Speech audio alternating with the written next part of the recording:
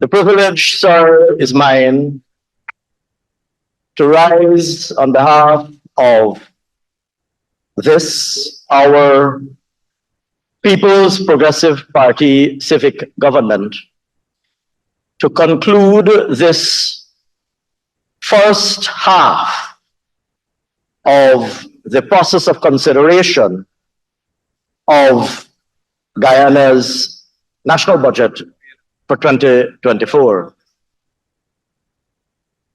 In doing so, sir, I wish to join you in welcoming the sixth form students from Marian Academy. I believe they're the upper sixth at Marian Academy. There might be some sort of like lower sixth students too. They are, of course, together with the other cohorts and batches of high school and indeed primary school students who joined us during the course of this debate. They are, of course, the future of Guyana. And I anticipate, sir, that there will inevitably come a time when one or more of them, and I expect more rather than one of them, will be sitting in these very seats that we of today's generation have the privilege so to do. They, sir, are living at a time when, as I've said on many occasions before, it is the best time in Guyana's history to be a young Guyanese person. And they are living, sir, in a time when they are able, they and their parents are able to be better informed than any of the generations that would have preceded them. Not only because they live in the age of information and the age of instantaneity, the internet is now widely available. Gone are the days when one is dependent on a radio report or a newspaper report that comes with a lag of 24 hours. Today, we get information and news instantaneously, immediately. We get images delivered in our hands in an instant. They and their parents, sir, enjoy this privilege which none before them have previously enjoyed. And so, sir, they are far better placed than their grandparents. They and their parents are far better placed than their grandparents and their great-grandparents would have been placed in their time to be able to form a judgment on matters of current interest. So these young people and the rest of Guyana and the rest of the world just heard the leader of the opposition, Mr. Aubrey Norton, regale us on the virtues of democracy, good governance, accountability, and transparency. So this very generation saw live and direct on their smartphones in real time the party that Mr. Norton now leads attempt the most blatant and disgraceful and vulgar attempt to derail democracy in this country. So any one of them can Google 35, any one of them can Google, sir, Norton Ramgatan Nagamutu 33 is not bigger than 32.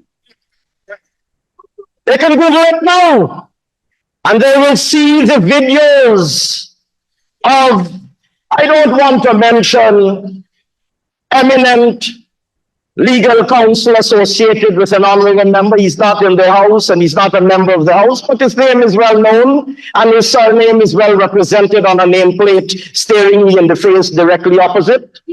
Google the name. 33 is not big. An elaborate intellectual explanation that 33 is not bigger than 32. I don't want to trouble people about their accent and so on. That's a whole different discussion. So there are a couple of very interesting and indeed entertaining videos on YouTube of the then Prime Minister, Mr. Moses Nagamutu, adopting, he has a particular tone of voice that he adopts, adopting a particular tone of voice and explaining why you don't have a half of an MP. You remember him, sir, explaining to the world, you don't have a half of an MP. And so that is why 33 can't be bigger than 32. Sir, the sixth formers of Marian Academy are capable, more than capable, of judging for themselves. They and their parents. So when Mr. Norton comes here, the honorable member, Mr. Norton, comes here and adopts his accustomed stance of a lot of lofty sounding words, beautiful sounding words and sound bites, lecturing the nation about the importance of good governance and accountability. Sir, the people of Guyana are more than capable of judging for themselves. Mr. Speaker, when I presented the budget last on the 15th of January, I allowed myself, sir, and I'm still wrestling in my mind whether I should have or should not have, but I allowed myself to be distracted momentarily by some of the heckles that came from the other side. And heckling is a well-established tradition as part of parliamentary life. Well-established part of parliamentary life. And I allowed myself for my attention to be caught by it, and I responded to some of it. And one of the statements that I made when I responded to the heckle that came from the other side was that when my mother sent me to school, I went to school. I want to return to that note, sir, because amongst the school books that my mother made me read, and all of us in this house will recognize these books immediately, and we are now providing books in schools. And I wasn't necessarily going to say cheating donkey don't win. I mean, you, sir, doesn't win. If you want to anglicize it a little bit. But sir, we would all be familiar with books like The First Aid in English, Junior English Revised, Student's Companion. Sir, I think generations before me, and even those after me, I see some of the young marine students smiling with recognition. I believe Student's Companion is still in popular use. And Junior English Revised, I'm advised. So, in one of those books, I believe it's a Student's Companion, there's a list. So they have all sorts of things, antonyms, synonyms, homonyms. There is a page and a section devoted to Proverbs. You read my mind. You read my mind. With your customary perspicacity, you read my mind. Sir, there is a page in the Student's Companion that lists proverbs that we all learned. A few stand out in my mind and came back to me during, and I did write it down. A few came back to my mind, and I made a mental note of them during the course of this debate. I will mention just 3 of them, and you will all recognize them. The proof of the pudding is in the eating. Doesn't matter how the pudding looks, doesn't matter how the pudding might smell, it doesn't matter what you tell people went into the recipe of the pudding. The proof of the pudding, sir, is in the eating. Sir, another proverb that came to my mind and that my mother ensured that I learned and committed to heart is the following. Action speaks louder, or actions rather, speak louder than words. No matter the fancy words that are uttered and the promises that are made, what really matters are the actions that are taken, the actions that are implemented, or indeed the lack thereof. And the third, sir, that came to my mind is a slightly shorter but no less appropriate one, and that is as follows. Talk is cheap.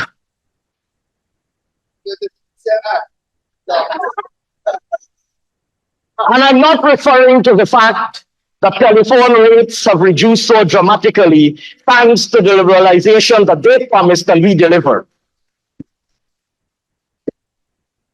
Talk, sir, is cheap. And so we were regaled over the past 5 days with a lot of cheap talk coming from the APNU AFC, who regaled us with all sorts of grandiose ideas and plans, all sorts of intentions, all sorts of proposals. Sir, had we not known, we might have actually been hoodwinked and duped by these lavish promises, sir, had we, including the 6 formers of Marian Academy, had we not known that these very people were in government for 5 years. And just for 5 years, they had an opportunity. The bishop used an analogy. My colleague, Minister Ejel, used an analogy about a couple. He used an eminently appropriate analogy about a couple and promises that were made and never delivered. And when the couple now parts, even bigger promises are being made. Sounds familiar? Sounds familiar? And so, sir, I sat here today, and my intention, sir, was to be brief. Uncharacteristically brief. Uncharacteristically brief. But, sir, my intentions at brevity, sir, got derailed by I will only mention a few presentations that we were regaled to today. Sir, we heard from the Honourable Member Cassie Hughes, former Minister of Telecommunications, I believe it was, Cathy Hughes, who, amongst other things, sir, took issue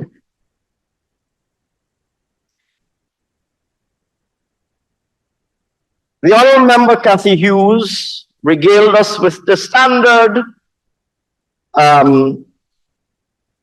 menu of arguments that they've offered about the budget, which she began, I think, early in her speech. Just to give you one example, speaking about disparities between hinterland and coastal educational outcomes, just to give one example. So, many of us would have seen my colleague, Minister Priya Manichan, already address this matter on social media, where she pointed out in a lengthy and very informative post that, first of all, a pass at CXC does not mean or require a grade 1 pass. That, in fact, grades 1 to 3 are considered pass rates. That we have increased pass rates dramatically in the hinterland, including, to give you a couple of examples, in Ishalton from 22% to 67%, at Anai from 19% to 58%, at Sand Creek Secondary from 15% to 66%. Those facts, sir, are out there. And the Honourable Member Cathy Hughes must be aware of this. But still comes back to this House to repeat the same tired argument that she and those associated with her have previously proffered, notwithstanding that they have been resoundingly debunked, comes back, sir, to repeat the same tired arguments. And one can't help but remind oneself that this is the same individual, sir, whom one shouldn't perhaps be baffled by the fact that the Honourable Member will come to this House and repeat that same tired argument and package it as though she's telling us something new. Because, sir, this is the very member who, as a sitting minister, awarded contracts by her own ministry to a private company of which she is the principal, and went on to certify vouchers for payment. So let me read Culture News. Let me read. We are not in the least bit fed up with it. They don't want to be reminded of it. But the people of Guyana remember it. Let me read, sir, from Culture News of February 28, 2021. The documents which were seen by this publication even show Hughes in one instance appearing to have personally approved a payment with her signature. In 2019, Culture News reported that Hughes categorically denied that she had used her office or participated in any decision-making process that led to the award of a contract to Video Mega Productions. So,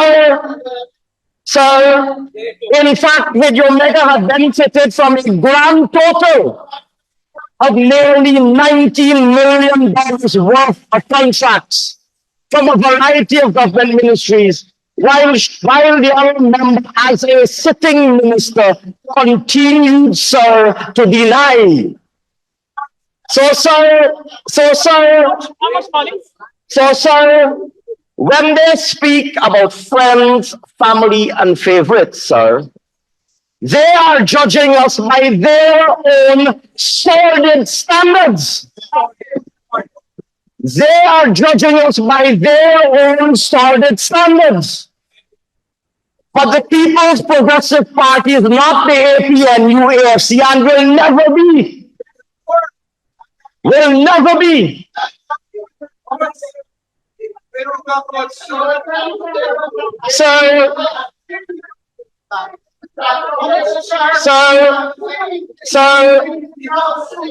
So this morning,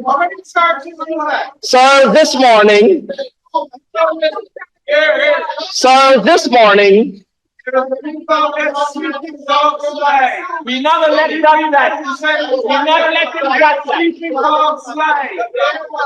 We are not letting that one guy.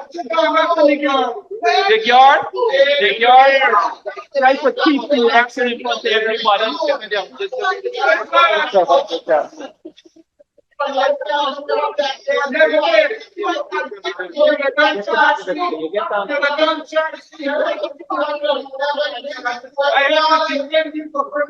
honorable members, please. People talk about the 90 million to put this account in 3 months. Dr. Singh, honorable minister.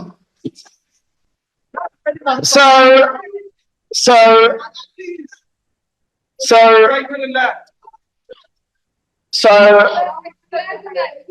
the honorable member, Ms. Valda Lawrence, came this morning, sir, wringing her hands and speaking about polarization in our society, speaking in a voice full of anguish on polarization in our society, speaking about the need for a people-centered approach to government. Who do you want to give jobs to? So,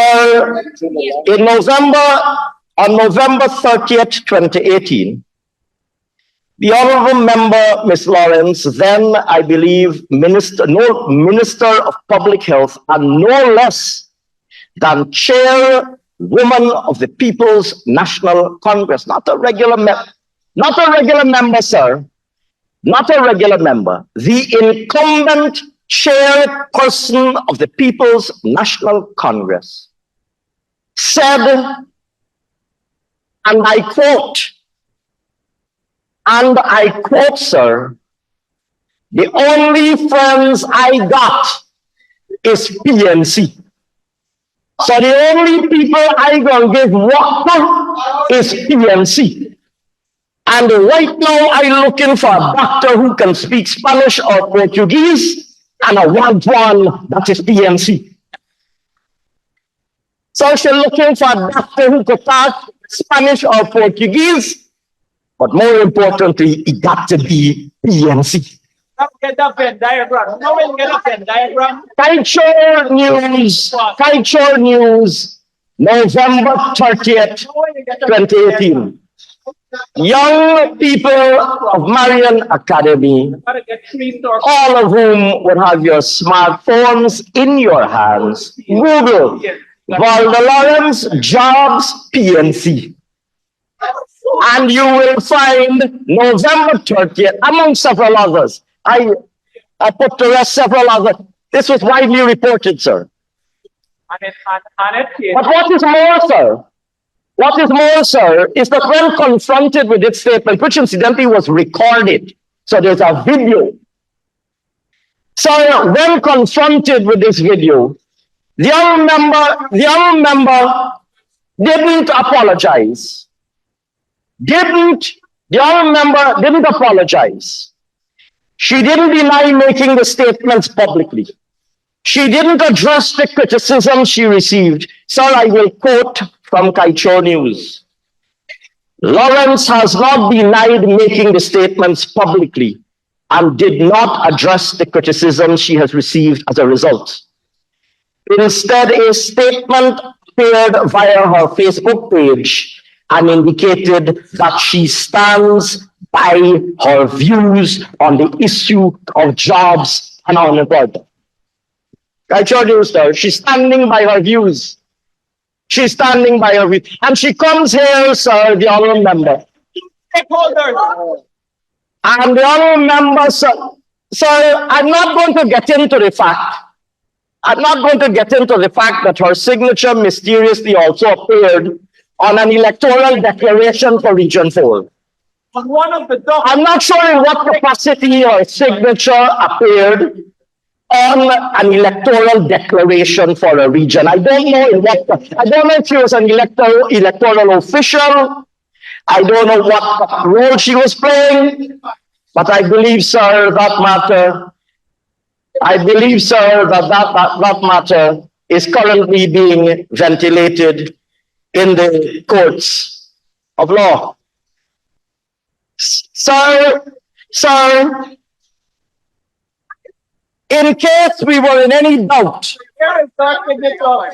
in case we are in any doubt, sir, where is your signature?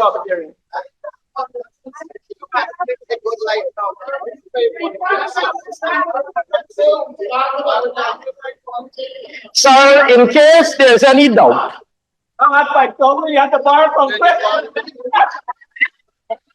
sir, in case there's any doubt about, in case,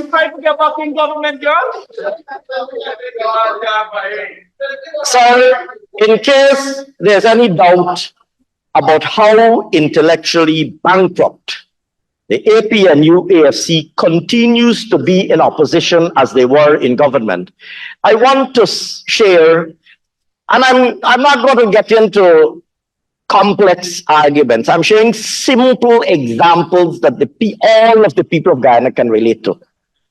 So the honorable member Valda Lawrence devoted at least 10 minutes of her speech to speak about the cover of Budget 2024, which incidentally includes Guyana's first new modern four-lane highway along the east bank of Demerara that has been constructed in Declan, first four-lane highway ever to have been constructed along the east bank.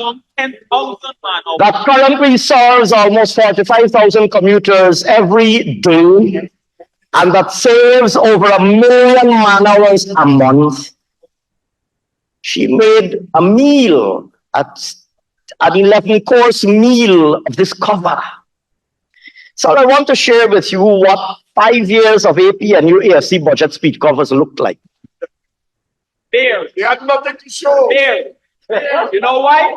So they didn't build anything. I want to share with you. They all look like that. So they made a meal. They made another 11-course meal about the theme. So in 2015, they had a fresh approach to the good life in a green economy.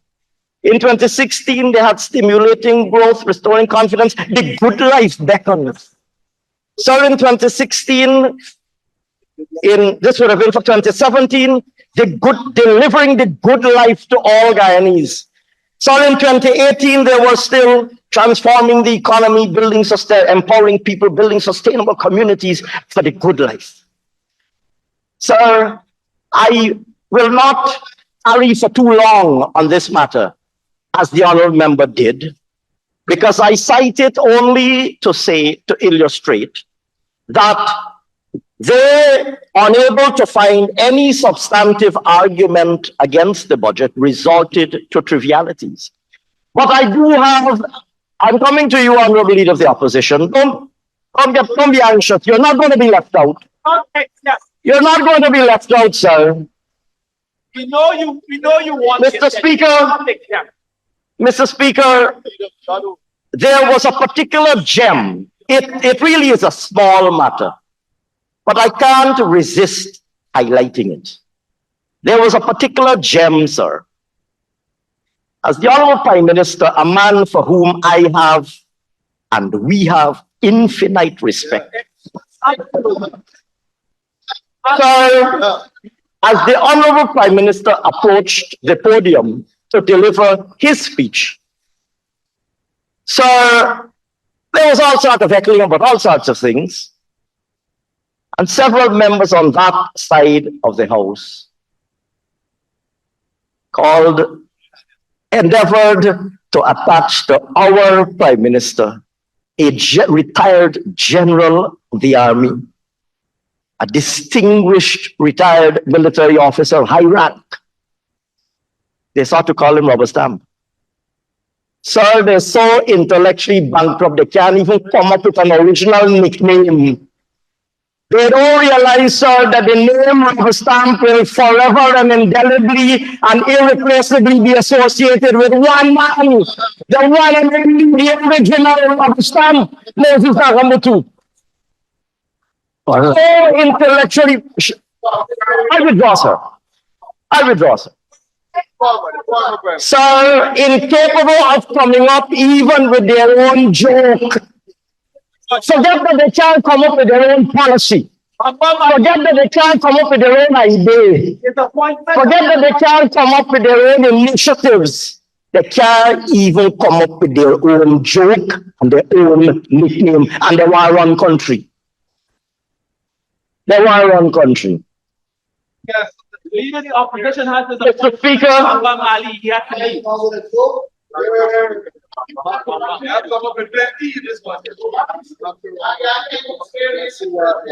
Mr. Speaker,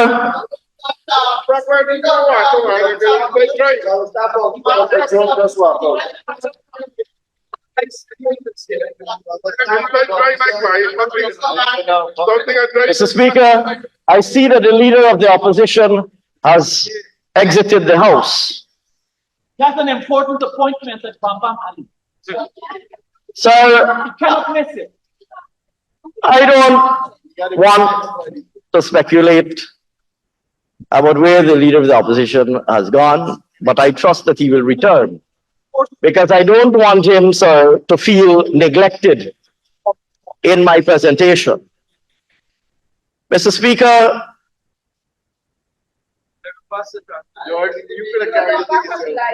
Mr. Speaker, the Honorable Leader of the Opposition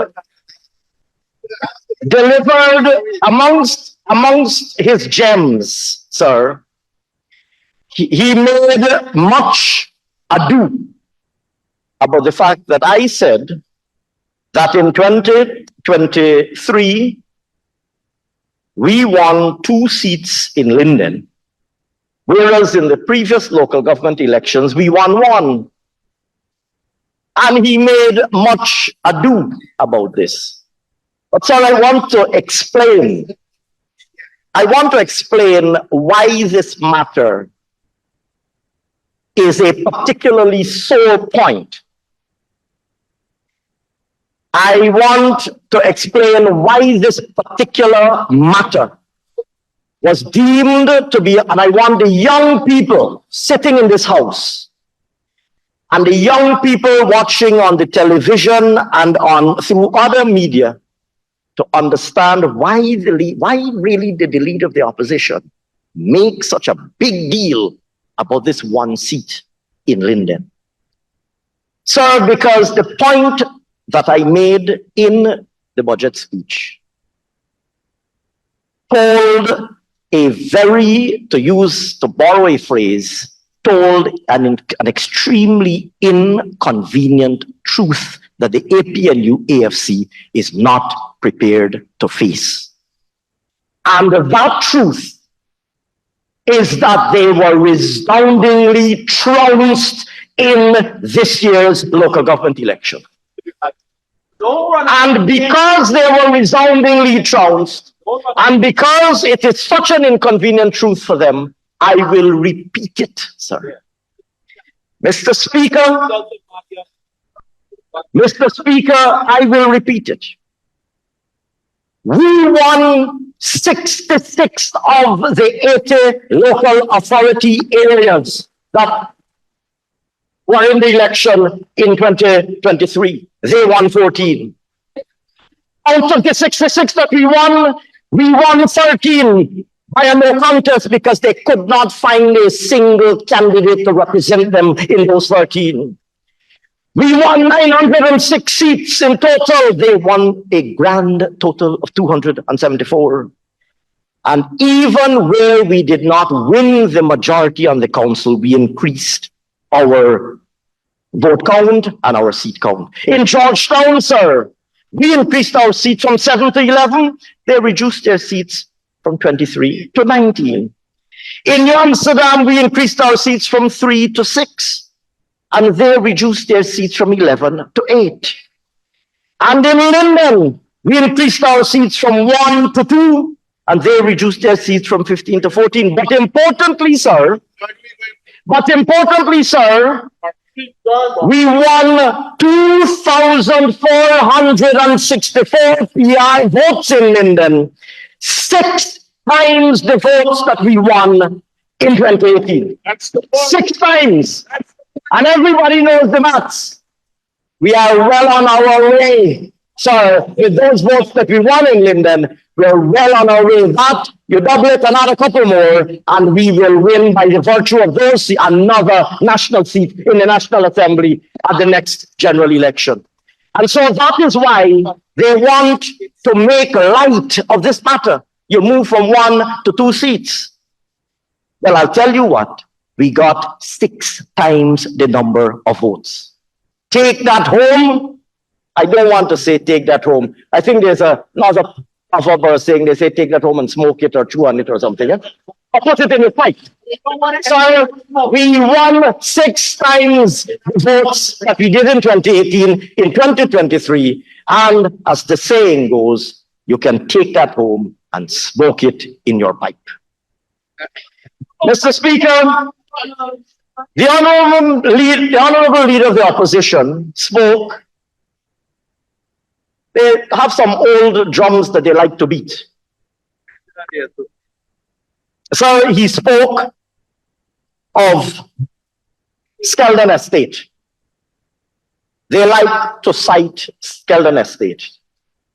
Mr. Speaker, the Honorable no less a person than the Honorable Vice President himself, just a few days ago,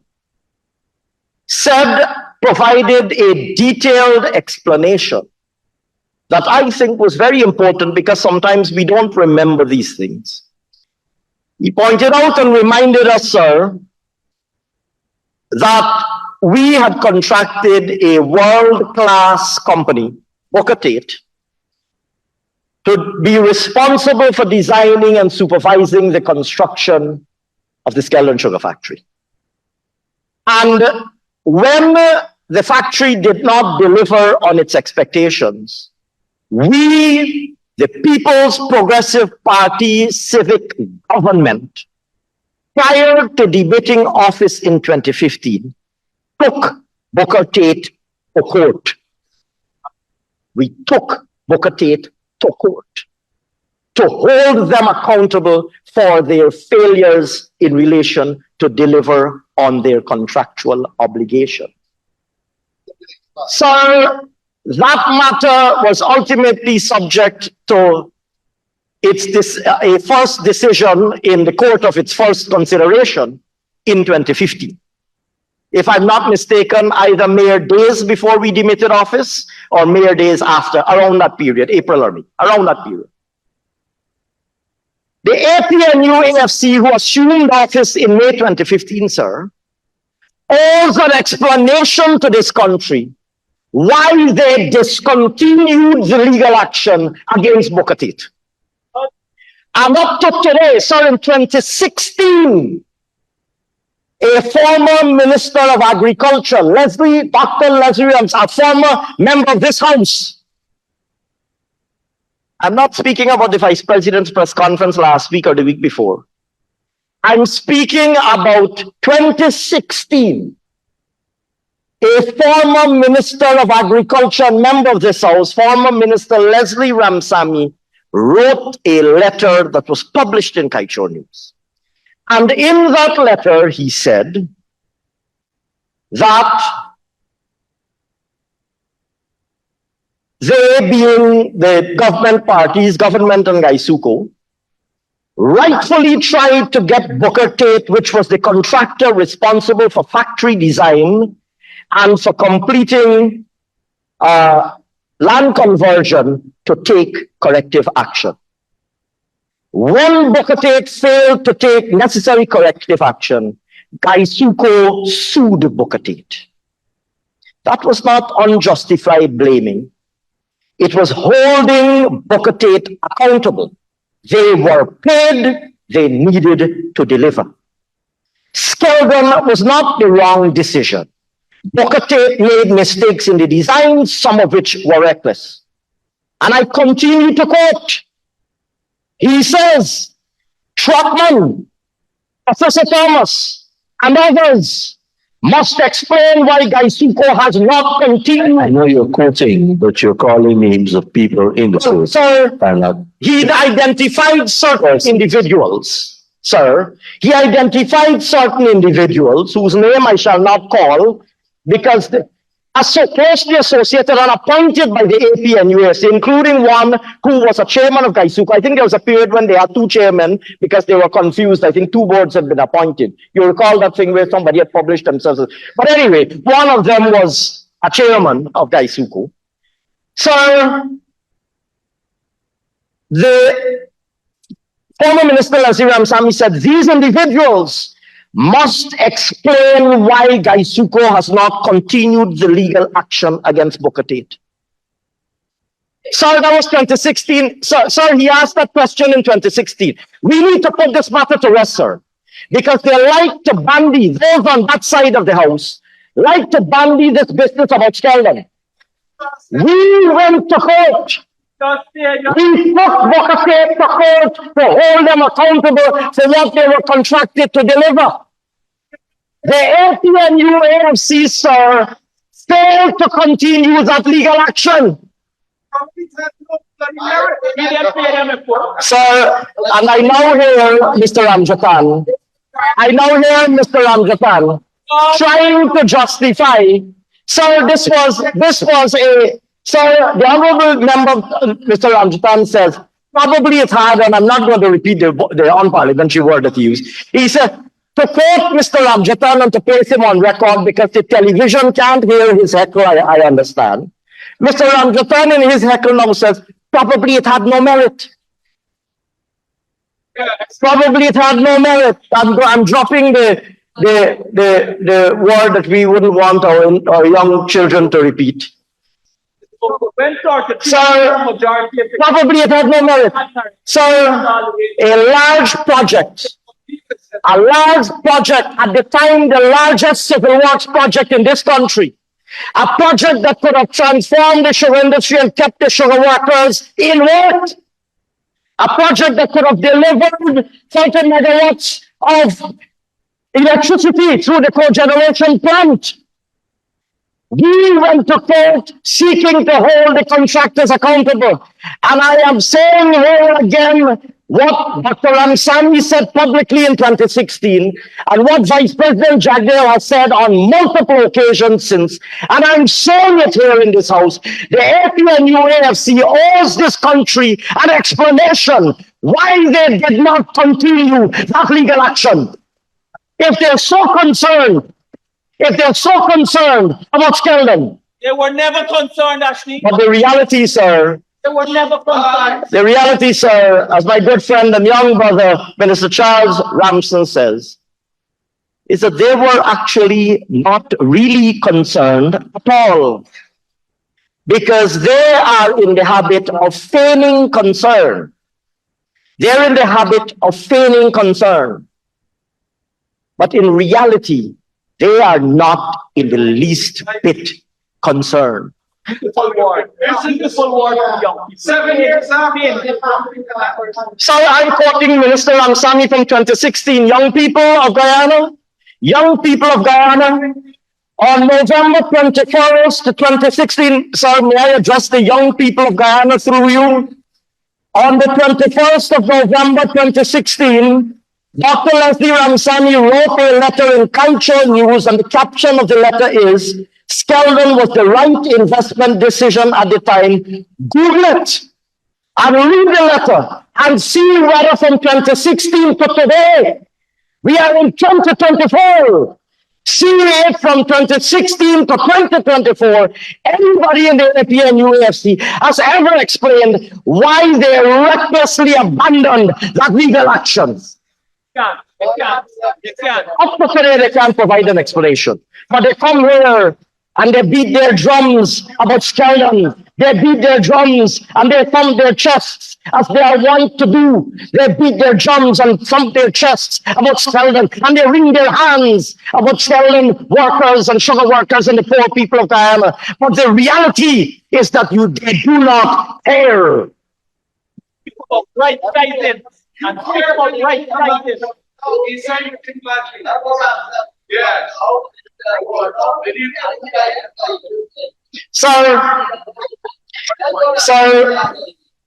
So another gem, another pearl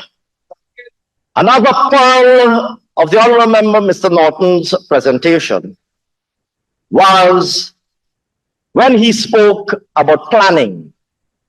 So when he cited an article published recently published in America's Quarterly on the progress being made in Guyana. And he, in particular, made reference to His Excellency the President, if I'm permitted, sir, I'm sure I can refer to His Excellency the President. He did. He made reference, sir, to the comments made by His Excellency the President on this question of planning. And he seemed, sir, to find it slightly odd that the President spoke about planning or evolving our plans as we go. So the planning process, as any one of you, I don't think you need to be a nuclear scientist or a cardiologist or a neurosurgeon to know that planning is a dynamic and living process. So you don't make a plan and leave it down. You plan, you work with your plan. There isn't anything like a good plan can't be a static plan. Yes, You adapt, you adjust, you evolve depending on changing circumstances. So there's nothing peculiar, odd, or unusual about planning. I believe we all plan as we go. We get into our car or we walk on the street. We are planning to go to a particular destination. We see an accumulation of traffic and we divert to another route. That's a very good analogy. We're planning as we go. There's nothing unusual about that. But I'm glad, sir, that he raised this question about planning. Because much was said about the fact that there's no plan. There's no plan. That was a common thread in their arguments. There's no plan. So let me say that for years, even perhaps decades, we in this country have been engaging in successive processes to prepare plans and identify priorities. So we would all be familiar.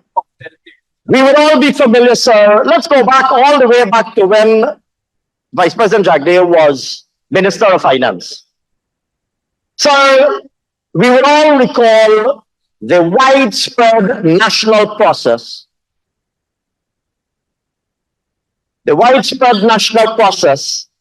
consultative process no less, that led to the preparation of the National Development Strategy.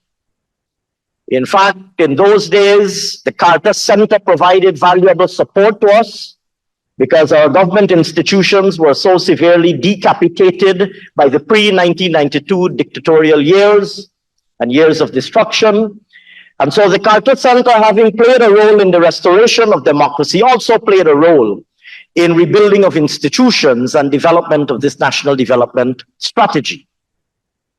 So the National Development Strategy included chapters or sections on the environment, the deployment of our rainforest for the purposes of earning revenues. It spoke about carbon offsets, and I will quote, "It will also promote international agreements on carbon offset for industrial pollution in developed countries as another source of compensation to Guyana for setting aside part of its natural resource base." Sounds familiar, sir? Today, sir, with the intellectual leadership provided by successive People's Progressive Party civic governments, and in particular, under the leadership of then President 𝐁𝐃𝐃𝐆𝐄, we were able to conclude the first low-carbon development strategy, which resulted in a bilateral agreement with the Kingdom of Norway, and which resulted, therefore, in an agreement which would see Guyana being eligible to earn $250 million over a 5-year period for the climate services provided by our standing forests. It resulted, sir, in our second generation low carbon development strategy, the LCDS 2030, now with a more mature environment for marketing of carbon credits than existed in the 2006 to 2009 period. The new LCDS, coming as it does at a time when a market for carbon is emerging, spoke of the certification and marketing of our carbon credits. As a result of which, sir, Guyana, under the People's Progressive Party civic government, or with the political and intellectual leadership of the People's Progressive Party, this People's Progressive Party civic government, became the first country in the world to obtain jurisdiction scale certification of our forest carbon, concluded a transaction with the Hess Corporation that totaled $750 million for the sale of only a part of our certified carbon credits, out of which we are already drawing down proceeds from the sale of those carbon credits, and out of which, sir, 15% of the gross proceeds are earmarked for our Amerindian brothers and sisters. And in fact, they have already started to draw down on those resources. So, in the interregnum, in the last years of 2015 to 2020, that tragic interregnum, sir, the AP and USC put aside the LCDS, which laid a foundation to earn money, but they didn't only put aside the LCDS, they put aside $135 million that had already been earned and could have been programmed for projects to benefit the Guyanese people. They put that aside too. So they put that aside too. So if they felt different projects could have been financed, they could have reprogrammed the resources. As the Honorable Susan Rodriguez said when she spoke, you gotta got sense for spend money. So they parked $135 million. Did not touch it. Parked it, didn't even draw down on it, didn't even design a single project. You know, Mr. Speaker, those resources today are being used to execute land titling projects, drainage and irrigation projects, solar electricity projects that are benefiting the people of Guyana today as we speak. Not a single Amerindian village. They come here and they claim to love our Amerindian brothers and sisters. Not a single Amerindian village got their land title during the last years of 2015 to 2020. Not one. Not one. And they claim to love our Amerindian brothers and sisters, and they're full of ideas. I'm going to come to their ideas in a minute, though. How much you love? So, they parked the LCDS and they came up with a green state development strategy. No, it was a green paint. The GSDS. A green paint. Sorry, here me buy, hold on. To paint everything green. So they came up with a green state, the GSDS, a green state development strategy. Pay $2 million for this green state. Sorry, you know, I'm not going to tell you. I'm going to ask them to tell Guyana how much revenue did this green state development strategy generate for Guyana compared to our LCDS. Was it $1? We generated $250 million US. Our new LCDS generated already $750 million US. Did this green state development strategy earn for Guyana $100 million US? 50 million US? 20 million US? 5 million, $1 million, $5? So the green state development strategy did not earn Guyana $5. 400 million. And instead, it cost us. 400. Instead, sir, we had to fork out, the taxpayers of Ghana had to fork out 400 million Ghanas to pay for this useless strategy. To foreigners. To foreigners. 400 million. Sir,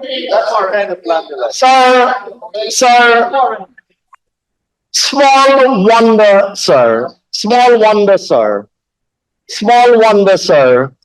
that the man in the street considers the APNU AFC. Let me know. I'm going to come back to him. So, but I don't want to depart from this question of planning. So we prepared, sir, we participated and led the process for the National Development Strategy. And if we go back to the National Development Strategy, which was a consultative document, let's talk about what it says about energy, and I will quote only one or two sentences. On the hydropower, here is what the NDS, a consultative national document, not a PPP document, prepared since the 90s. Here's what it says. So it would seem from the available data that priority should be given to the development of a miler. They utilize, I'm quoting here from page 75, paragraph 7.144 of the National Development Strategy, not the PPP Manifesto, sir. The National Development Strategy. You would recall, sir, another former member of this House, the distinguished Dr. Kenneth King, from that side of the House. Dr. Kenneth King, sir, must be turning in his grave at those who have now inherited the mantle of representing the party that he so proudly represented on the front benches in this House. From LFS Barnum to Aubrey North. They must be turning, there must be a lot of graves being churned up right now by such as the former President LFS Barnum, former Prime Minister Ptolemy Reed, former Vice President, Deputy Prime Minister Winston Shripal Murray.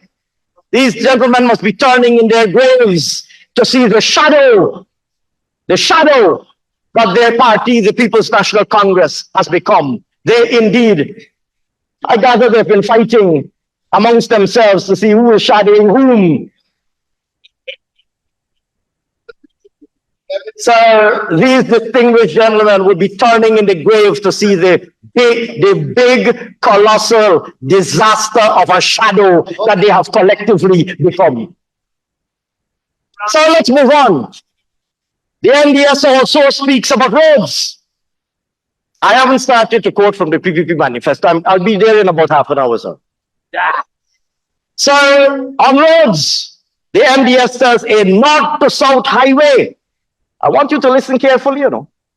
I'm not quoting, I got the PPP Manifesto. I'm coming to it shortly. You all know this document well. So I'm quoting from the National Development Strategy. Hear what it says. A north to south highway parallel to the existing East Bank Road will be constructed between Eastern Mandela Highway Avenue and Suesdijk. There will be at least 4 east-to-west roads connecting the East Bank Road to the new highway. Sounds familiar? Sounds familiar? Sir, and they want, sir, but guess what? Guess what, sir? We making the road, they're making a plan. Another one. They have a plan to make a plan. Sir, it goes on to say, they have a plan to make a plan. The East-West National Highway, that is to say the road between Georgetown and Moleston Creek, will be much improved. Since the 1990s. Since the 1990s, since Vice President Jagdale was Minister of Finance, he led this process. He led this process. So it speaks Vice President Jagdeo led this process. He was subsequently invited by the Carter Center to visit a number of developing countries to speak about the planning process and the preparation of the national development strategy. And I am delighted, sir, that Vice President Jagdeo and General Secretary of the People's Progressive Party is still very much in the leadership of government to see this plan delivered. To see this plan delivered. Government, sir, is not unskilled work. Absolutely. Government, sir, is not unskilled work and is not fly-by-night work. It is not unskilled labor. No disrespect meant to all of those who do honest, unskilled labor in this country. But government, like anything else, requires a particular set of expertise. Sir, the NDS goes on, and I can cite examples, whether it's health, education, youth, infrastructure, sector after sector. I can read for you the very projects that today we are implementing. Very simple. And then, sir, when we were going through the heavily indebted poor countries initiative, HIPIC, as it was then called, to alleviate the burdensome stock of debt that we inherited from PNC mismanagement during the pre-1992 dictatorship, as we were navigating the HIPIC process, we prepared, Madam Speaker, a poverty reduction strategy, which replicated all of these priorities. To give you another set of examples, and I'm going to read from the 2011 PRSP. So on page 61, it has a section called Production of Soybean and Cashew Nuts. Sounds familiar? Sounds familiar?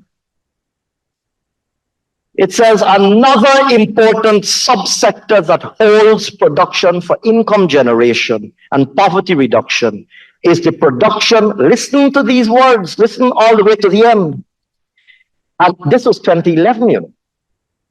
Another important subsector that holds potential for income generation and poverty reduction is the production of soybeans and cashew nuts.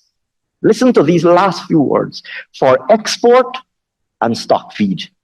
Sounds familiar? You're doing it now. Sounds familiar, Minister Mustafa? Today, sir, we are delivering on this plan. We are delivering on this plan. We haven't been planning up, making plan after plan and don't implement anything. We haven't been changing course every day, deciding one idea today, one idea tomorrow, random ideas. So we have been staying, Madam, my apologies, Madam Speaker. We have been staying the course. As the People's Progressive Party civic government, we came into government in 1992 as the PPPC, and we are still in government as the People's Progressive Party civic or PPPC. I'm sorry, Madam, I apologize. Honorable Minister, in order for you to stay the course, we need an extension of 5 minutes.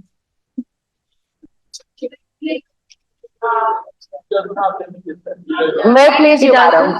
The honorable member in his rebuttal is not limited by time, but I will ask kindly that he be allowed to continue until he finishes. Please without continue any until you finish, interruption. Minister. Thank you. Thank you very much, Madam Speaker. Madam, I want, so on the same subject of planning, I brought with me 3 documents that, sir, Madam, I brought the People's Progressive Party Civic Manifesto for 2020, the APNU AFC Manifesto for 2015, and their manifesto for 2020. And may I, Madam, through you, invite the 6 formers from Marian Academy, my apologies. May I, Madam, invite the 6 formers from Marian Academy and the generation that they represent today, all of the young people of Ghana, to Google these 3 documents, or in fact to make contact with my office, and I will make the documents available if you can't find them on Google. Ours is available, but I can make them available. Google PPPC Manifesto 2020 and 2015 if you want, but APNU Manifesto 2015, APNU Manifesto 2030. I want Madam to spend a few minutes. I'm coming to the 100-day promises. You know I can't miss, Madam, through you, I couldn't possibly miss the 100-day promises. But I want, before I depart from the subject of planning, and you know, I'm not only I'm speaking to empty benches on the opposition side, and I hope the camera is not focused only on me, but is panning the audience, because in customary fashion, the APNU AFC speaks, and then they leave. They speak and then they leave. I must give credit. I must give credit. Sir, Madam, I want to acknowledge Honorable Member Annette Ferguson for indeed being demonstrated, and this is not the first time she's done it. She does stay to the end. Honorable Member Mr. Ramjatan, I heard he was grumbling about another event earlier, but I see that he sent his apology and came back. Mr. Jordan Figuera, and I believe, is that Mr. Devin Sayers? Mr. Devin Sayers. 4, Madam, out of 30. How many AFC? Anyway, I want the young people of Marian Academy to observe that too. Look, Madam, through you, this National Assembly presents to the nation valuable information for people to form the necessary conclusions that they need to make the decisions that they need to make, including in 2025, let's speak frankly. Madam,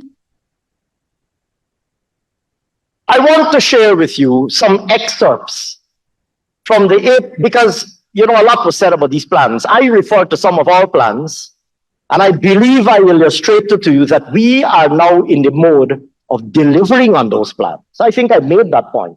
And all of my colleagues who would have spoken before me abundantly illustrated this, whether it's plans in the justice sector, plans in the education sector, plans in infrastructure, plans in health, plans in the national security sector, housing and water, human services and social security, agriculture. My colleagues, Madam, abundantly articulated how we are now in delivery mode. This government, Madam, is in delivery mode. We are delivering to the people of Guyana. Madam, let us examine. Let us examine. I can't, you know, you must never, you know, I've made several references. Anyway, let me move on. Madam, you know, there's a magazine called the Reader's Digest. They used to have a little thing called "Laughter is the Best Medicine." You can't miss a good laugh, right? So, and if you want a good laugh, you could read 2015 and 2020 manifestos of the AP and UFC. But anyhow, Madam, here is what they promised the people. Here is what they promised. I've selected some of their promises. Mind you, these are people who are waiting 23 years to get back in government. They had 23 years to prepare for their return to government. But the government, the geriatric. And here is what they promised the people of Guyana. Having spent 23 years planning and preparing for government, here is what they promised the people of Guyana. On page 18, an environmentally and economically sound development strategy. On page 19, a truly integrated hinterland development plan. On page 2021, a Region 10 development plan. On page 2022, reconfigure the national planning framework and prepare a long-term national development plan. On page 28, prepare a 10-year development plan. On the same page 28, in the first instance, commission a feasibility study for mine development. So on page 30, on roads and river transportation, so for 23 years, they're pondering what road and river and river. Madam, for 23 years, they are pondering which road and which river transportation infrastructure to put in place. Now with an opportunity to enter government, madam, they promised the people of Guyana a new roads and river transportation master plan. And then, sir, because that was not enough on page 31, they promised a port master plan. So they figured they needed to fix the NIS. Notwithstanding that every 3 or 4 years an actuarial study is done on the NIS, but not satisfied with those, they said on page 35 that they will undertake an expert study to replace the NIS by a comprehensive, compulsory. We're searching in the archives for that study, amongst others. So on education, I have a couple of gems. Honorable Priya Manichan will love these gems because they made much ado that we're building schools. So in 2015, here is what they promised the children. Here is what they promised the children of Guyana. And there are children in this house. Madam Speaker, they said they will commission a study of the issues which lead to the alienation of boys and young men. A study. Have you found a study? Mind you, we ain't even asking them what they did to implement the studies. Where is the study? You take 23 years to figure out that you need a study. You take 5 years and you ain't deliver the study. And you want to know why the people of Guyana sent you packing back to the opposition benches? They were studying how to do the study. Okay, that's not the best one. That's not the best one. All over the page to page 39, honorable, through you, madam. Turn the page to page 39. You know, they're talking about building school. Here with these characters. Here with these characters promise the people of Guyana. Here with these characters promise. I don't want to say jokers. Jokers might be unparliamentary, madam. Here with these characters that comprise this merry bunch. This merry bunch that describe themselves more recently as the APNU. Here with they promise. Through a monthly crew. On page 39, we will commission a study. I want you alone listening. Children of Marian Academy and children of Guyana. The APNU AFC spent 23 years in government, and as they prepared to enter government, they promised the people of Guyana to commission a study to recommend a more appropriate configuration of school classrooms. And if you don't believe me, page 39, as they say on the street, page 39. Wow. Page 39. More appropriate configuration. A more appropriate configuration of school classrooms. And here they spent 5 years and they ain't done the study, much less build a single class. Now I understand. Now I understand why they didn't even build a single school. That's why.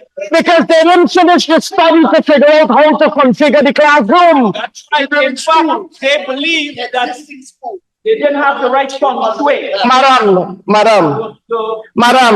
and Mr. Norton puffed up his chest and said, we are offering ourselves to the people of Guyana as an alternative government. Madam. So, well, because they had a study on the boys, they also promised on page 35, I'm going back now, they also promised an expert study of the issues and causes of risky behavior amongst girls and boys now. They needed an expert study on the issues and causes of risky behavior. You do it! That is the point. So, Madam Speaker, the wise men and women of the APNU-AFC sat down and said, of all the things we will promise the children of Guyana, we're going to, the document is here. I can see my colleague, Madam, I can see my colleague, Minister Waldron, looking in disbelief. I know she's read their manifesto before, but perhaps she involuntarily expunged it from her memory. Or so forgettable it was that she promptly forgot it, but I wouldn't blame her for that. Even Pratt looks like he's confused. Madam Speaker, you know, they talk about TVET. They talk about TVET. You know what they promised the people of Guyana, Madam? You know what they promised the people of Guyana on TVET? They didn't promise them a new technical institute. They didn't promise better equipped technical institutes. Here what they promised me. On page 40, they promised the people a plan for universalizing a program of technical and vocational education. And Minister Robson-Ban, I see that you're feeling left out. I see you're feeling left out and neglected. On page 44, your predecessors, as they were preparing to enter office, Minister Ramjatan would go on to hold a quarter of that portfolio.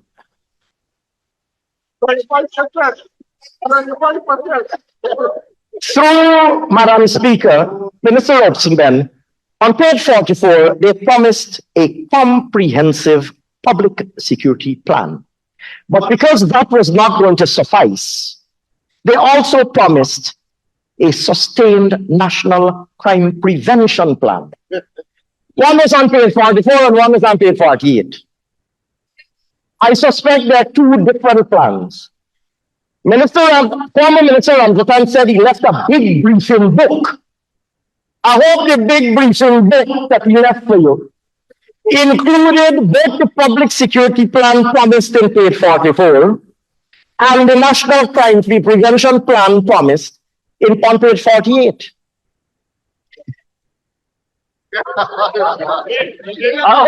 And they didn't prepare the plan themselves. They brought down, and the honorable member boasts, we brought down the British security expert to prepare this plan for us. Sir, Madam. But did they leave the plan for Rick? That's what I want to know. The plan. They find that plan. But that, Attorney General, once again, you're demonstrating your legendary perspicacity because you're preempting my point. Madam Speaker, the point here is that the APNU-AFC is very talented with lofty sounding words and ideas, plans and strategies. Plans and strategies. Green paper and white paper and every other color paper. I'm surprised they even entertained white paper. And toilet. And toilet. Because I understand that the national color was changed to green. But anyway, put that aside. And toilet. Sir, what was very interesting, Madam, what was very interesting though? What was very, Madam, they say they didn't have oil money. They convened a panel of experts to help them draft their 2015 manifesto. And an entire chapter in that manifesto was devoted to the question of financing. And that chapter, I don't want to misquote them, that chapter was rather loftily described as reaping the democratic dividend. And it described in detail how, without oil money, all of their promises would be financed. You heard them speaking about how much Mr. Ramjatan, Mr. Norton, honorable members, they spoke about what percentage of the budget, 20%, 40%, calling random numbers about what percentage of the budget will go into inefficiency, is being lost due to inefficiency. Well, Madam, since 2015, the APNU AFC and their team of self-appointed experts and co-opted experts had already quantified this matter. They, on page 46, said that they were going to reduce procurement fraud, part of this inefficiency that they speak of. They were going to reduce procurement fraud estimated by a very well known and closely associated with Mr. Ramjatan. Sir said, and I quote, reducing procurement fraud to be about 28 to 35% of total procurement spending of $140 billion. Madam Speaker, we spent 5 years. Let us say that in year 1, they didn't eliminate this procurement fraud. Let us say in year 1. By year 2 or year 3, they should have eliminated it, along with all of the other aspects of the democratic dividend. Madam Speaker, they had spent 5 years in government. Where is the so-called democratic dividend? Where is a single dollar of the so-called democratic dividend? And yet you come back to this honorable house and you spew the same and you repeat and regurgitate the same imagined arguments, regurgitating them, seeking to hoodwink the Guyanese people once again. Where is the so-called democratic dividend that you were supposed to be reaping since 2015? Not a dollar of it can be found. Because they're not democratic. Madam Speaker, Mr. Speaker, my apologies, sir. If you look at what they promised in their 100-day promises,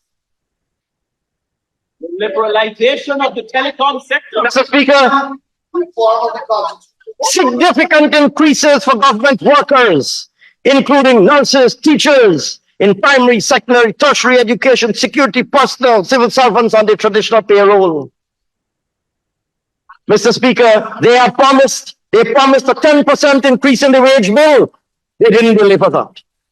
They promised a phased reduction of VAT and the removal of VAT from food and other essential items. What do you think they did? They imposed more. What was zero rated? They made it exempt, so made it more expensive because you can't reclaim your input VAT. They put VAT on items that were previously exempt and zero rated. VAT on water, VAT on electricity, VAT on educational supplies, VAT on medical supplies. Data. VAT on data. So they took some items and moved them from 16 to 14. And they take a long list of items and move them from 0 to 14. And they call that, sir, a reduction in VAT. No wonder, sir, that the Guyanese nation called them out for their duplicity. And the list goes on. They promised liberalization of the telecommunications sector, and they didn't bring into force their own Telecommunications Act that they passed in this house because, I dare say, sir, of vested interests. Absolutely. You should say more. You should say more. You should find out why she transferred $90 million into our bank account in 3 months. You should find out about that. Mr. Speaker, they claim now, sir, to love the pensioners, and they're championing the cause of the pensioners. Let me be crystal clear. What we will deliver to the pensioners, we said to the pensioners in 2015. I would even take a lecture from you on it. Not she. Y'all don't even know what was going on. So y'all don't even know what was going on. You're coming here to defend the indefensible, Annette. You're coming to defend it. You're laughing. You don't even know what was going on. Mr. Speaker, there is no doubt about what we will be giving old-age pensioners. We didn't hoodwink. So in 2015, when we asked the old-age pensioners for their votes, When we asked the old age pensioners for their votes, we said to them clearly on the cover of our manifesto that during this term of office, we will raise the old age pensions to $40,000 per month. We said that clearly on the cover and in the body of our manifesto that we will raise old age pensions to 40,000. And guess what, sir? We are well on our way to doing that. In contrast, sir, in their manifesto, they promised, sir, and I quote, they promised that they will double old age pension and public assistance immediately. Immediately. I am quoting from your manifesto. I'm quoting from your manifesto. They said they will double old age pension and public assistance immediately. Guess what? All right, what you said, that you'll do it in 5 years? Tell me what you said. Take a pick. What did you say? Find the language. Find the language. She's laughing, sir. For those who can't see, the honorable member is laughing. First of all, she don't even know what they promised the people. But secondly, sir, she knows fully well that is what they promised the people. But let us say you want to get the benefit of the doubt. You promise them that you'll double it in 5 years.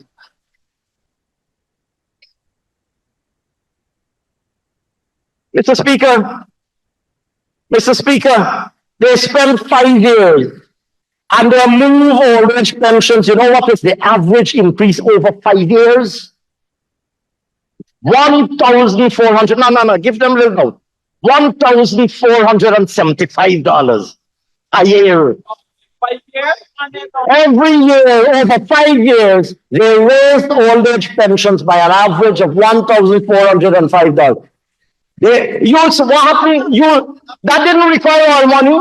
You promised the people that on the basis of your existing resources. You promised the people of Guyana that without even knowing that we had oil. And all they did was... When the manifesto was written, we didn't even know that we had oil. They didn't know that we had oil. They promised the people of Guyana that without knowing that we had oil. Hoodwinking the people of Guyana, promising them to double old age pensions and failing to do so in 5 years. But most of the government was pensioners out. I would Sir, they come here, sir. Thought they would want to raise their pension. They come here, sir. And I'm saying this, sir. We have young people, intelligent, bright young people in this house as our guests. And they represent the generation of tomorrow. We have others who are watching us via social media and the internet and online streaming. They're watching us too. I'm saying this, sir, so that they understand, because they're the future of Guyana, the true nature of both the People's Progressive Party and the APNU-AFC. Here is what, to our young Lindeners, Mr. Speaker, if I may speak to them through you, here is what the APNU-AFC, Mr. Devon Sayers, I believe, is an so is Mr. Figueroa. 2 young Lindeners are in the house. 2 young Lindeners are in the house, sir. And to their credit, they're still here. And I will address my 2 young brothers who have the decency to still be in this house. Sir, it might get them in trouble. One man don't get in trouble because he shake the president's hand. Sorry, my brother, they know how much time you shake me hand. I don't know what happened. They are here, but their leader is gone. But, Leaderless environment. Mr. Speaker, if I may speak to these 2 young Londoners here on the APNU-AFC, who know that they made the bad choice a few years ago to associate, but I understand you're caught in a political trap and the momentum of your association with that side of the house. But don't worry, our doors are open to all. Don't worry, our doors are open to all. Don't worry. Don't worry. You are young. So, here is what, and I'm saying this because I heard some of the things that both Mr. Figueroa and Mr. Sears said they wanted for Region 10. Mr. Speaker, here is what the APNU AFC, Mr. Norton puffed up his chest and talked about how much seats they win in Linden and Region 10 and so on and so forth, right? So,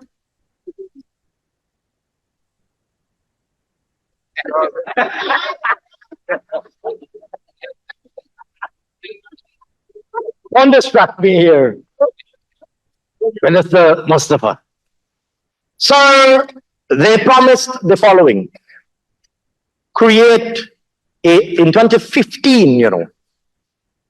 Mind you, yes, I will never stop telling the people of Guyana. I will never stop telling the people of Guyana. You will never stop. Mr. Speaker, in 2015, they promised the people of Region 10, a region I believe they like to consider or used to consider their stronghold, and a region who you would have expected, having rewarded them with some votes, I think they won a majority in Region 10 in 2015, and have always historically won a majority in 2010. For 23 years, having waited into government and having been elected with the support of the people of Linden, here is what they promised the people of Region 10. One, well, of course it had to be here, create a strategic development plan for Region 10. Mind you, they love Lindeners. They're talking to Lindeners, consulting with Lindeners every day. They claim to know Linden and Region 10. But after 23 years of waiting to come into government, in opposition, waiting to come into government, and after 23 years of support from Region 10 and Linden voters, clueless as they are, clueless and incompetent as they still are, in 2015, sir, getting ready to come into government, they said to the people of Linden, we will create, because we don't know specifically what is needed in Linden and Region 10, we will create a strategic development plan for Region 10.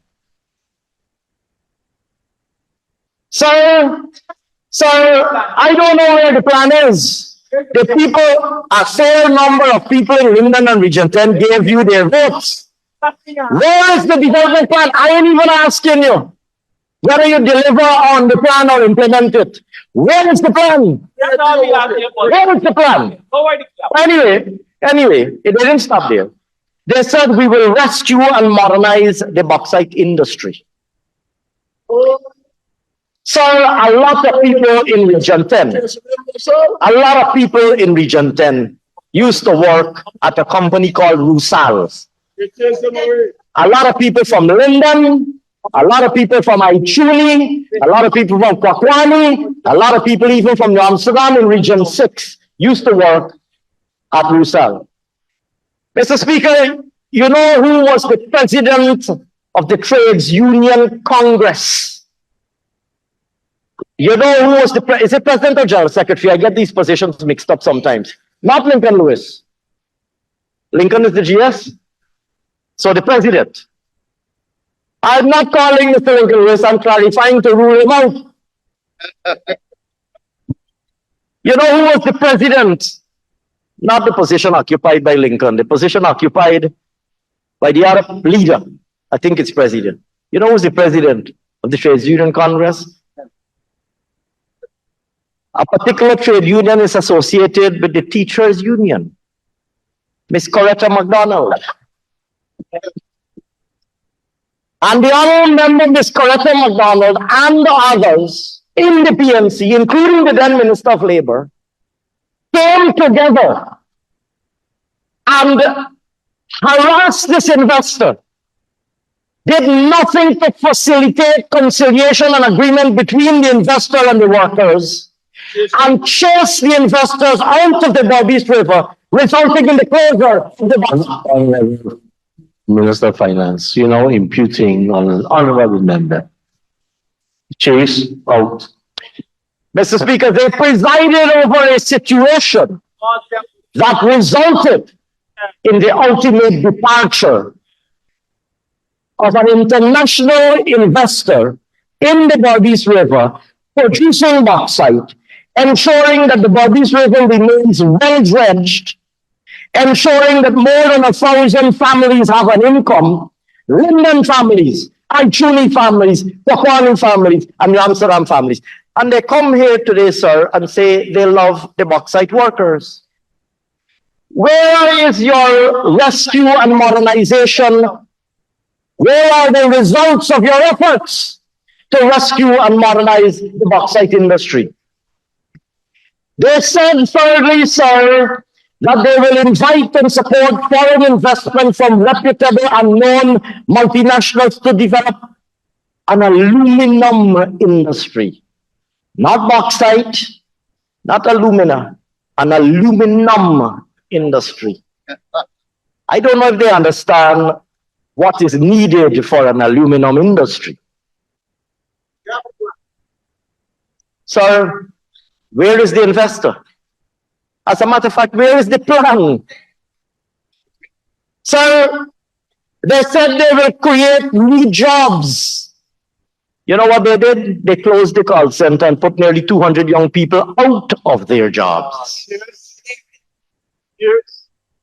Sir, I think it was Mr. Sayers or Mr. Figueira who correctly spoke about the importance, the vast potential and incredible importance of agriculture to Region 10 and of course to all of our regions. So here is what the APNU AFC, your party and your young members, and I understand neither of you was in government during 2015 to 2020, but here is what the party with which you are now associated, through you, sir, the party that Mr. Jermaine Figueira and Mr. Devon Sayers, honorable members, are campaigning for APNU votes in Linden. That party, and in Region 10. Sir, that party went to the people of Region 10 in 2015 and told them the following: we will develop 200,000 hectares of the intermediate savannas for citrus, cattle, legume, vegetables as the country's second frontier to agricultural development. Pork is cheap. Pork is cheap. Mr. Speaker, I invite the honorable members to go and search. We're not going to ask them to find all 200,000. Their party promised their people, the same people in Region 10 that Mr. Sayers and Mr. Figueira are being asked to go and ask to vote for the APNU. The same people that Mr. Norton is asking you to go and tell them to vote back from the PMC is easier to say. The same people that he's asking the two honorable members and others to go and say to them, vote back for APNU. Go and talk to them and ask them and say, help me find this, not 200,000, we ain't gonna press it too hard. We ain't gonna ask for 200,000. Ask for 2,000 or 200. Except him for loyalty. Except for that setup with Millie's hideout. Yeah, except him for loyalty. Except for that setup, is how much that gentleman? It's 400 acres? More than that. At Millie's hideout or however much. Mr. Speaker, Mr. Norton is asking young MPs. Mr. Speaker, Mr. Norton is asking young MPs, including Ms. Ferguson. He's going to send her to Linden and he's going to ask her to tell the Lindeners to vote for APNU. 5 years ago or 8 years ago, he promised the Lindeners, or his party promised the Lindeners 200,000 acres. He ain't developed none. Guess what? We are delivering not only the promises we made, but anything that is in the interest of development of the country and in the interest of the people of Ghana, we will deliver. We build the conservancy for the first time. That is correct. So, the APNU AFC promised we will develop the Tiger Falls and other hydroelectric potential. Where is the Tiger Falls hydroelectric potential? Where is the hydroelectric falls potential plant at Tiger Hills or wherever else? We will develop, promote furniture manufacturing. Where are the furniture factories? And then, sir, one that Minister Manichan, I see you're shifting in your seat. You probably know what's coming up. Mr. Speaker, you know what, I'm through you, sir. And I want to address Minister Manichan through you, Mr. Jermaine Figueira, Mr. Devon Sayers, Ms. Annette Ferguson, and Mr. Christopher Jones, and Mr. Deodorant Jai Prasad, young APNU MPs. They will ask you to go back and ask the people of Region 10 to vote for them in 2030. But guess what? In 2015, they asked some of you and others like you, other party members and parties, other candidates, to go to the people of Region 10 with this manifesto. Hear what they promised the people of Region 10. We will establish a University of Guyana campus in Linden, offering courses relevant to the developmental needs of Region 7, Region 8, Region 9, and Region 10. Now one region alone. Sir, I can't, Mr. Speaker, you know me. I can't resist repeating that. Forgive me to violate that particular standing order that admonishes us not to commit the sin of repetition. Sir, permit me.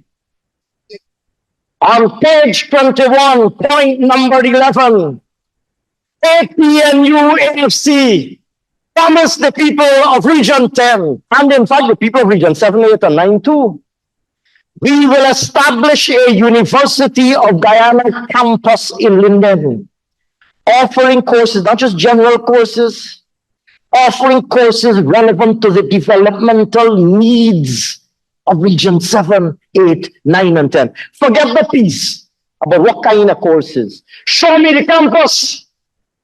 Where is the campus? Sir, when Dr. Chedi Jagan started the University of Ghana, he didn't build a big building. He started a Queen's College. They used to derisively call it Jagan Night School. The University of Ghana was started in the evenings in Queen's College building. They got 20 buildings in Linden. Show me the University of Ghana campus in Region 10. And you're sending Devon Sayers and Jermaine Figueira and Annette Ferguson to go and tell the people of Region 10 they must vote for you again.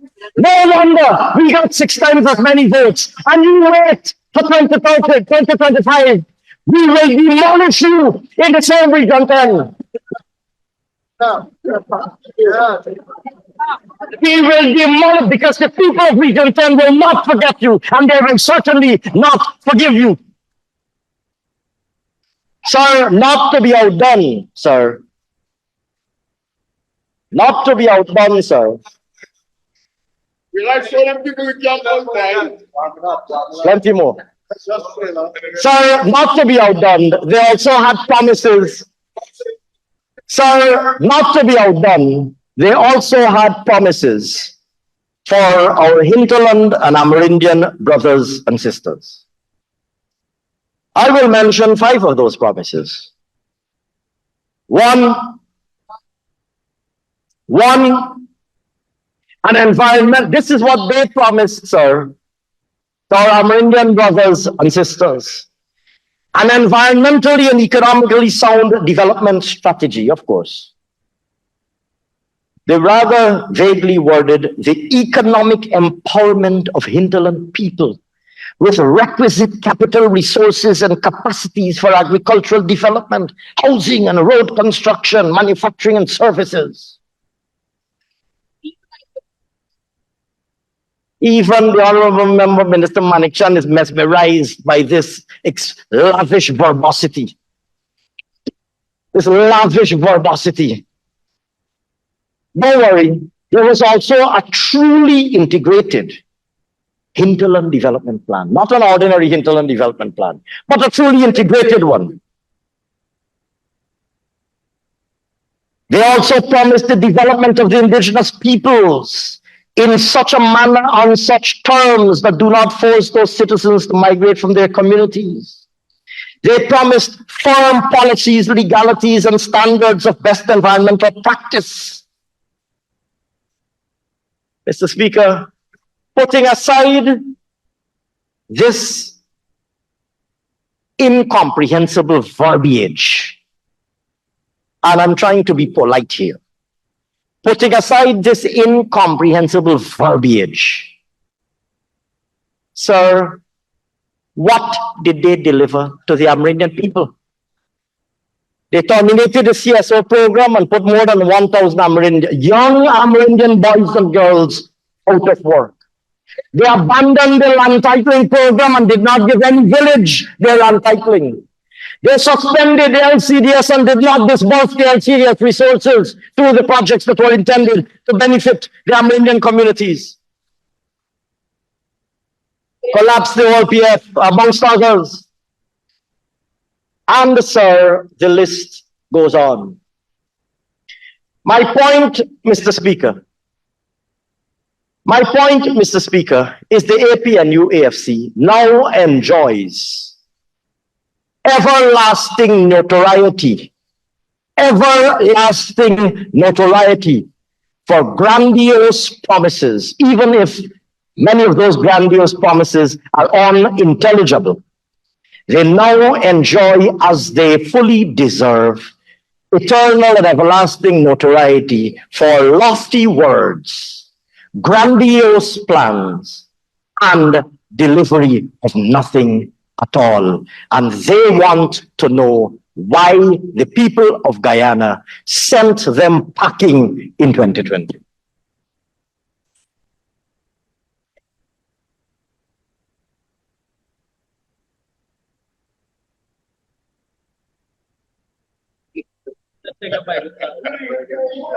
Mr. Speaker,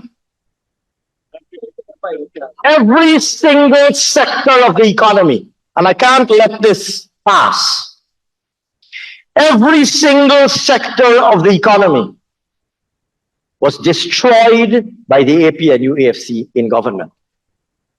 And they come here and try to rewrite history.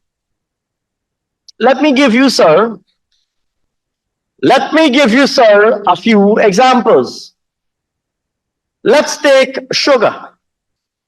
They promised the sugar workers. Let me tell you, sir, what they did to sugar.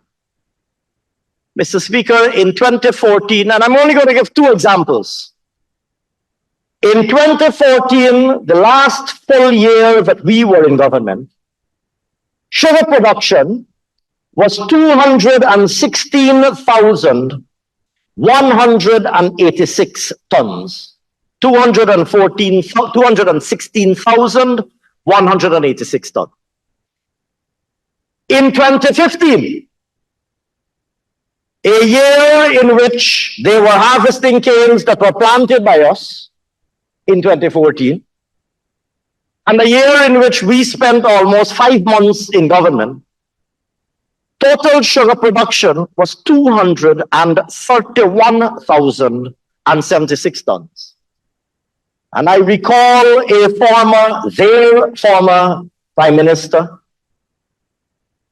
now permanently associated with the word rubber stamp, thundering the following words: sugar is back. You remember those words, Honorable Member C. Paul Narayan? The front page on the newspapers. Sugar is back. You remember those words, Honorable Members? Sugar is back. He thundered. It's turned around.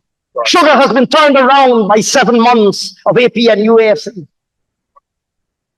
Alas, sir, in 2016, sugar production, the first year that they were in government for the whole year, sugar production was 183,000 tons. In 2017, it was 137,000 tons. In 2018, it was 104,000 tons. In 2019, it was 92,000 tons. In 2020, a year that they were in government for almost 8 months, 7 months and a bit, albeit illegally, sugar production fell to a paltry 88,000 tons. Sir, sugar production under their watch fell from 231,000 tons to 88,000 tons. That is their legacy, sir, in sugar, and that is their legacy for sugar workers. They turned around. Don't bother with the fancy words. I mean, I just use 1 or 2 fancy words every now and then, so I don't have anything against fancy words. But don't bother with the fancy words. What I said, right size, we are right sizing. What's the other word? Come and see, Paul. We are shuttering, not closing down. Sir, the words closing down the sugar estate, those words were not good enough for them. They said, we are shuttering. We're shuttering these estates. And we are right-sizing the industry.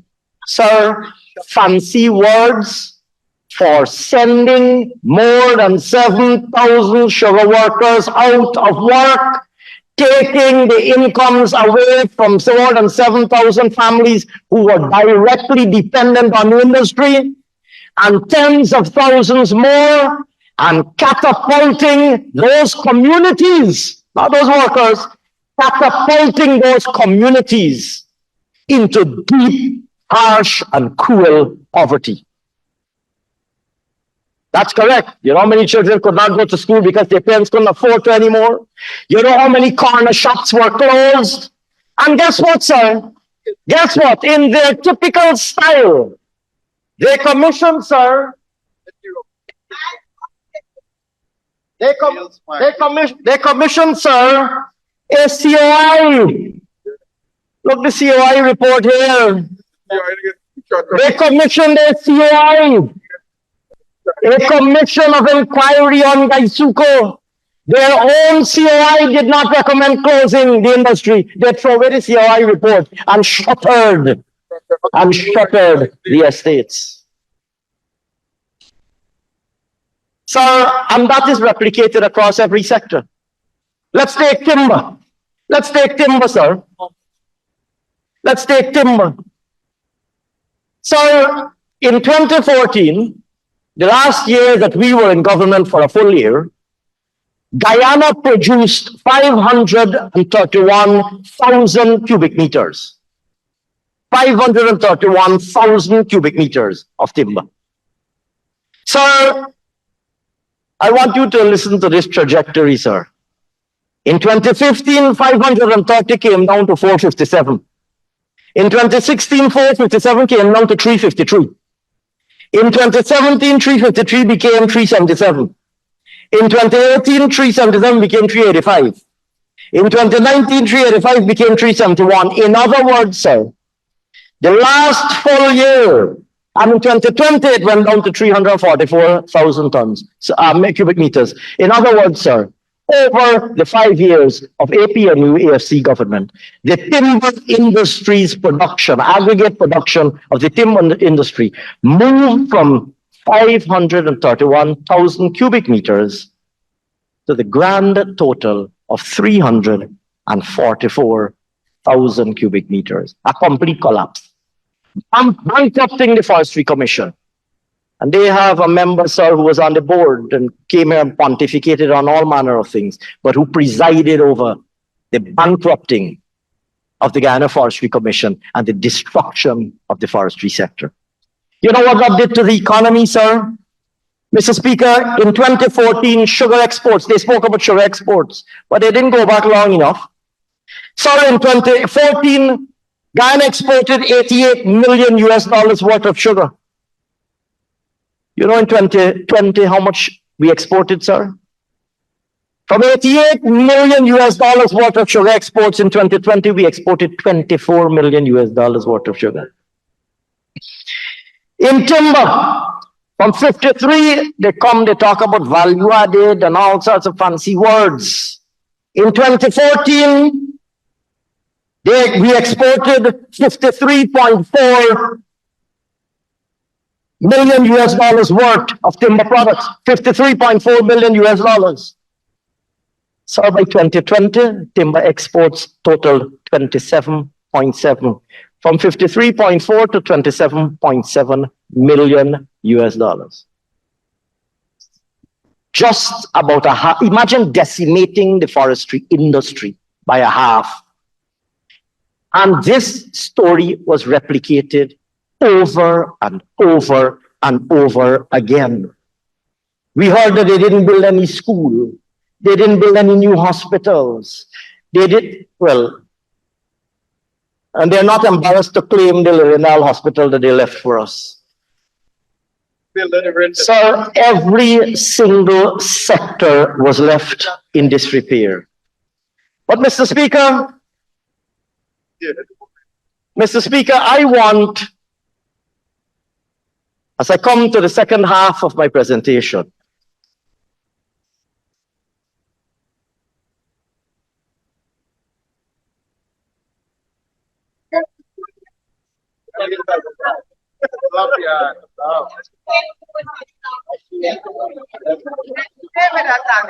Sir, Mr.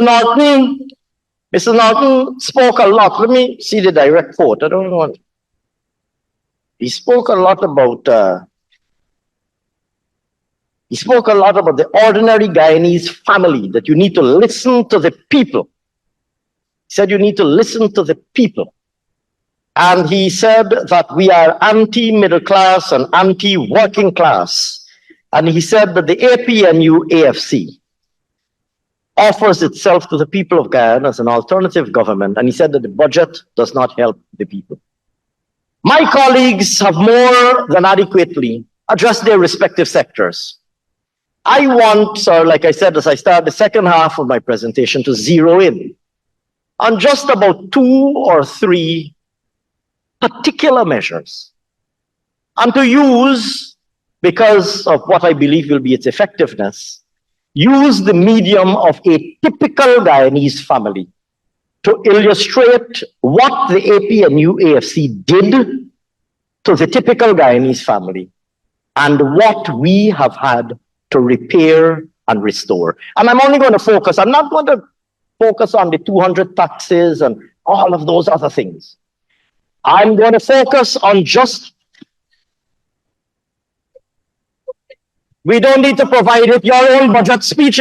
Mr. Speaker, the honorable member, Mr. Speaker, the honorable member came to this house and asked a question about which speeches. I did answer it. I said that this information is already in the public domain. You know where it is, sir?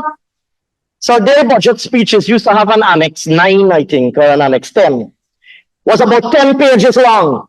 I got it here. List of fees and fines being increased. I got it here somewhere. Right? I have it here. List of fees and fines. Sir, if you see Appendix 8 or 9 of the budget speech during APNU time, there was a 10-page, 9 or 10-page annex listing fees, fines, charges. Sir, fees, fines, charges, and other government imposts increases were all increased. Sir, and the honorable member is proud. The honorable member is proud to remind us that they even increased the fee on the donkey cart man. And you say that you're concerned about the honorable Guyanese, about the ordinary Guyanese. Of all the people in the country that you want to look to tax more, you claim, sir, to be the champions of the working class. You claim, sir, they claim, sir, to be the champions of the working class. And they will choose of everybody in Guyana. They didn't leave out, sir, even the donkey cart and the horse cart man. Even the human push cart, the huckster fee get increased. Whether animal pushed, animal drawn, or man powered, like a man pushing the cart. Even the push cart, see. Even the snow cone man see. And they come here, sir, and they believe that the guy, them snow cone man stay down there. And they come here, sir, and they believe that the Guyanese people have forgotten. Sir, I don't want, sir, to allow the honourable member to detain this second half of my presentation. And Mr. Speaker, I crave your indulgence because what I'm about to discuss is in fact a very serious matter. It's a very serious matter. Mr. Speaker, let us focus on 2 or 3 critical measures. Sir, they very famously, the APNU AFC in government very famously took away the 1-month bonus that we were paying to members of the disciplined services. Right? Now there's some honorable member. You got on. Sir, I want these honorable members who are sitting. They're all young people. They're all young. They're Guyanese people. They're all young people. They may be APNU AFC, but they're Guyanese first and foremost. I want them to understand what they're being asked to defend. And I welcome the continued presence by some of our young brothers and sisters, sons and daughters from Marian Academy, and all those who have stayed with us online. I want these APNU AFC, Honorable Member Jai Prasad, Honorable Member Chris Jones, Honorable Member Figuera, and Honorable Member Devin Sears. I want you to understand what your party, because I don't think that the trauma that they wrought on the Guyanese people is fully understood. So they come here and they say, we love public sector workers. We gave them 7% increase.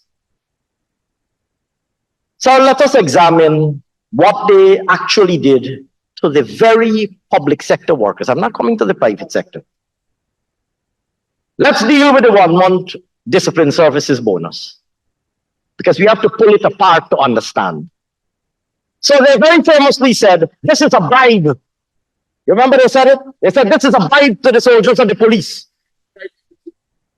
We are going to discontinue, and we will give them salary increase instead. We will discontinue this 1-month bonus. Sir,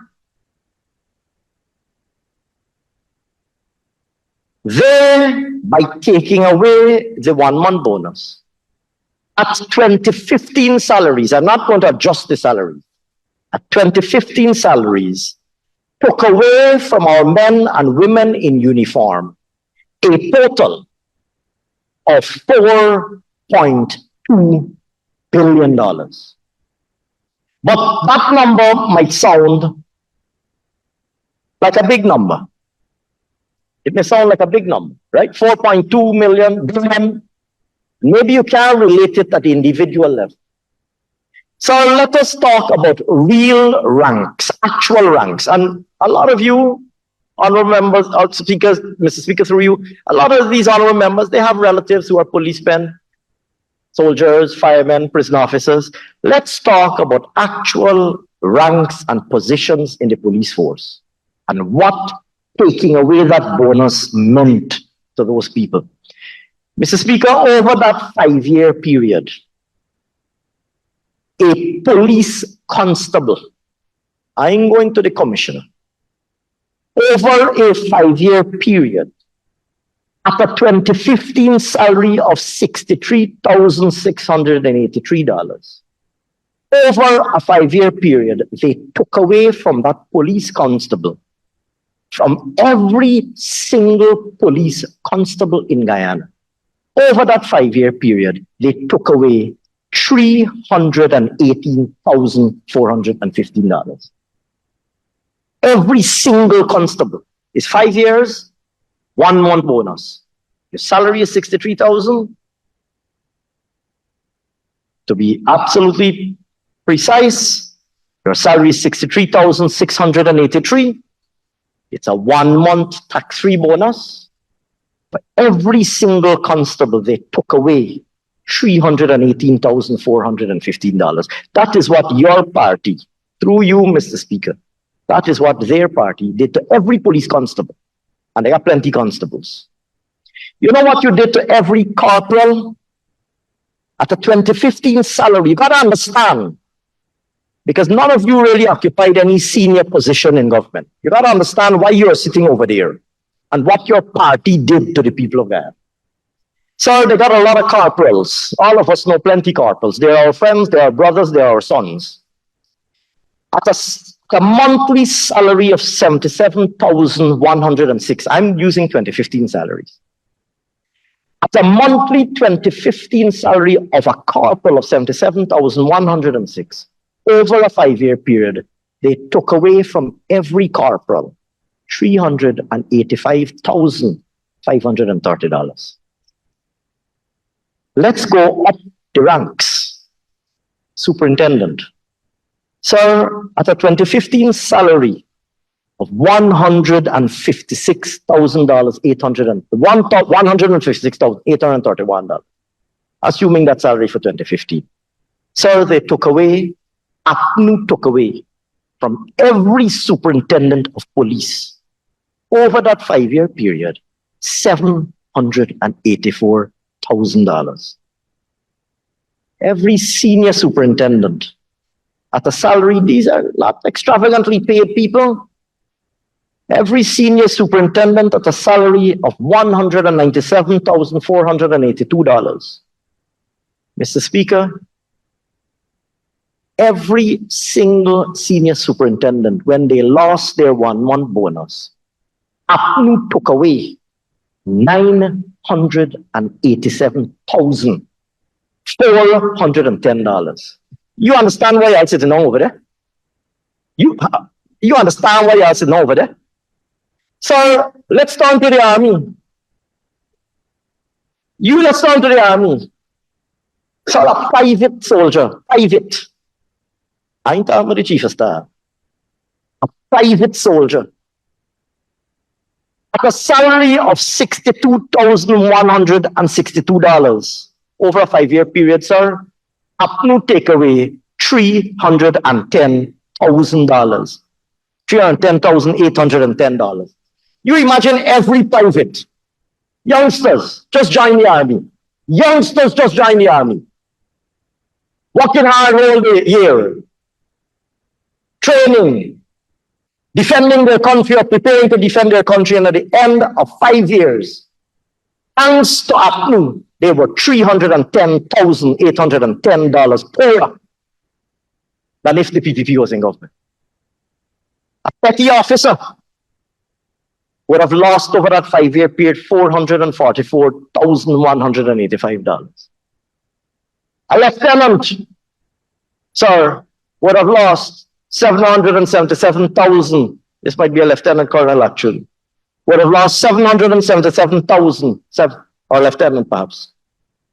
A major, no, yeah, it can't be a lieutenant colonel because they would be paid more than a major.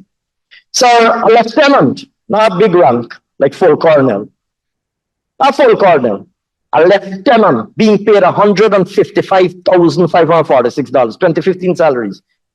Every single lieutenant, APNU went and pushed their hand in the pocket of that lieutenant and take out the equivalent of $777,730. 5 years worth of 1 month's salary. And so if we go to major, I said, let me choose different ranks. Let me choose major. You gotta understand why you're sitting over there and why they got you wasting time over there.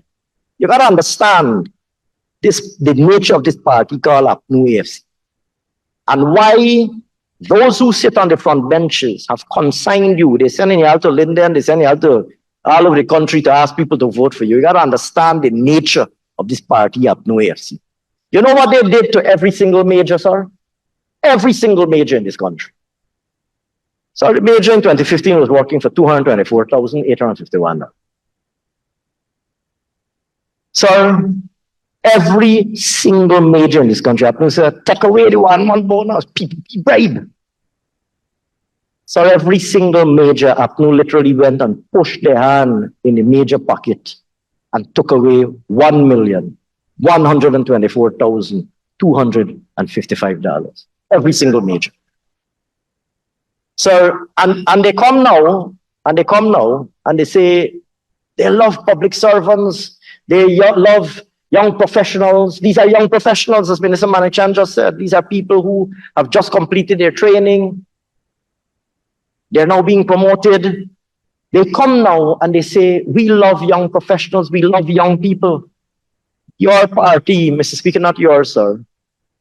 The party that sits on the opposite side from us did that to every single constable, corporal, superintendent, private, lieutenant, major, every other, from constable to commissioner, from private to chief of staff. Every single, I ain't got to how much you take away from an assistant commissioner of police and how much you take away from every single full colonel. I ain't got to them. I stop at ranks below that level. You take away from those people. So that's like taking away a whole car from some of these people. That's like taking away a whole car from these people. And you want to know why you are sitting over. You gotta understand why the people said, you know what? We are sending you back to the opposition benches. Don't cry your crocodile tears and pretend to love the people of God. But it didn't stop there, sir. As we also know, they also took away the Because We Care cash grant. So at 2015 levels, forget the increase, we increased it after we reinstated it. At the 2015 level of $10,000 per person, per child, they took away from the parents of school-going children a total of $8.5 billion. $8.5 billion.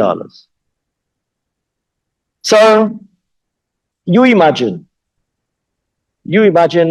over a 5-year period, what that meant. You imagine if you had 3 children at school. If you had 3 children at school, that's $30,000 every year. Over a 5-year period, that's $150,000. Every single family that had 3 children at school, they take away $150,000 from them. So I'm forgetting, of course, as Minister Indar reminds us, the family then still has to replace that $150,000. So let us take, sir, and it didn't stop there. They also took doctors and other professionals, including public servants in the Ministry of Finance, who were on contract gratuity, including doctors. They said, you can't be on contract gratuity. We put in a fixed establishment. So that meant a 22.5% loss in their income because they stopped getting the gratuity. They also very loftily said, no more salary in lieu of leave. Use it or lose it. A rule that apparently applied to everybody else except the honorable member Kavita Sarabo-Hali. So if we let's take a typical Guyanese family. A husband and a wife. Let us say the husband is a police inspector, 35 years old. I want you to imagine, Honorable Devin Sears, I want you to picture this. You got a lot of families like this in Linden, in New Amsterdam, in Coliverton, in Parika, in Mabaruma, in Letem. Imagine this family. Very typical Guyanese family. The husband is a 35-year-old police inspector. The wife is a government medical officer, new, just graduated as a doctor, she's 30 years old. The father-in-law, which is the wife's father, he's a pensioner. He's 65 years old. The young couple lives downstairs. The policeman and the GMO, they live downstairs and they have 3 children going to school. Upstairs, the wife's parents live upstairs. Her father is a 65-year-old pensioner. and her mother is still a civil servant. Let's say she is a principal assistant secretary, a PAS. We all know, those of us who serve in government, what a PAS is. Let's say she's a PAS, ranked just below, I think, DPS. So she's a principal assistant secretary. She's 52. This family took a loan to buy this house, and they were benefiting from mortgage interest relief. They were also planning, the young couple was also planning to buy a motor car, to be able to take their children to school and to move around. 3 of them have degrees from the University of Guyana. One has a degree, the policeman has a degree in public management. The wife, of course, is a doctor, UG trained doctor. And her mother has a bachelor's degree in accounting, all proud UG graduates. Proud UG graduates who financed their education with a student loan granted during the People's Progressive Party civic government of pre-2015. And then APNU came into government. Take away the policeman's 1-month bonus. Take away the contract gratuity for the doctor and the contract gratuity for the PAS finance who was on contract. Take away the salary in lieu of leave from both the doctor and the PAS finance. Take away the cash grant from the 3 children. Put on back the VAT on electricity and water because they took away those subsidies and the meters are in the father-in-law's name. He lives upstairs and he owns the house. They take away the mortgage interest relief, so they now no longer benefit, or they cut the mortgage interest relief by reducing the ceiling. But look at pettiness and vindictiveness. You come in and you meet a ceiling of $30 million. You cut it to 15, cut it by half. You don't gotta be petty and vindictive. Cut the mortgage interest relief. So put aside everything else that you did. Put aside the fact that they can't. We're going to come to the other thing. Mr. Speaker, if you quantify the loss of the bonus that the policeman, the inspector would have gotten.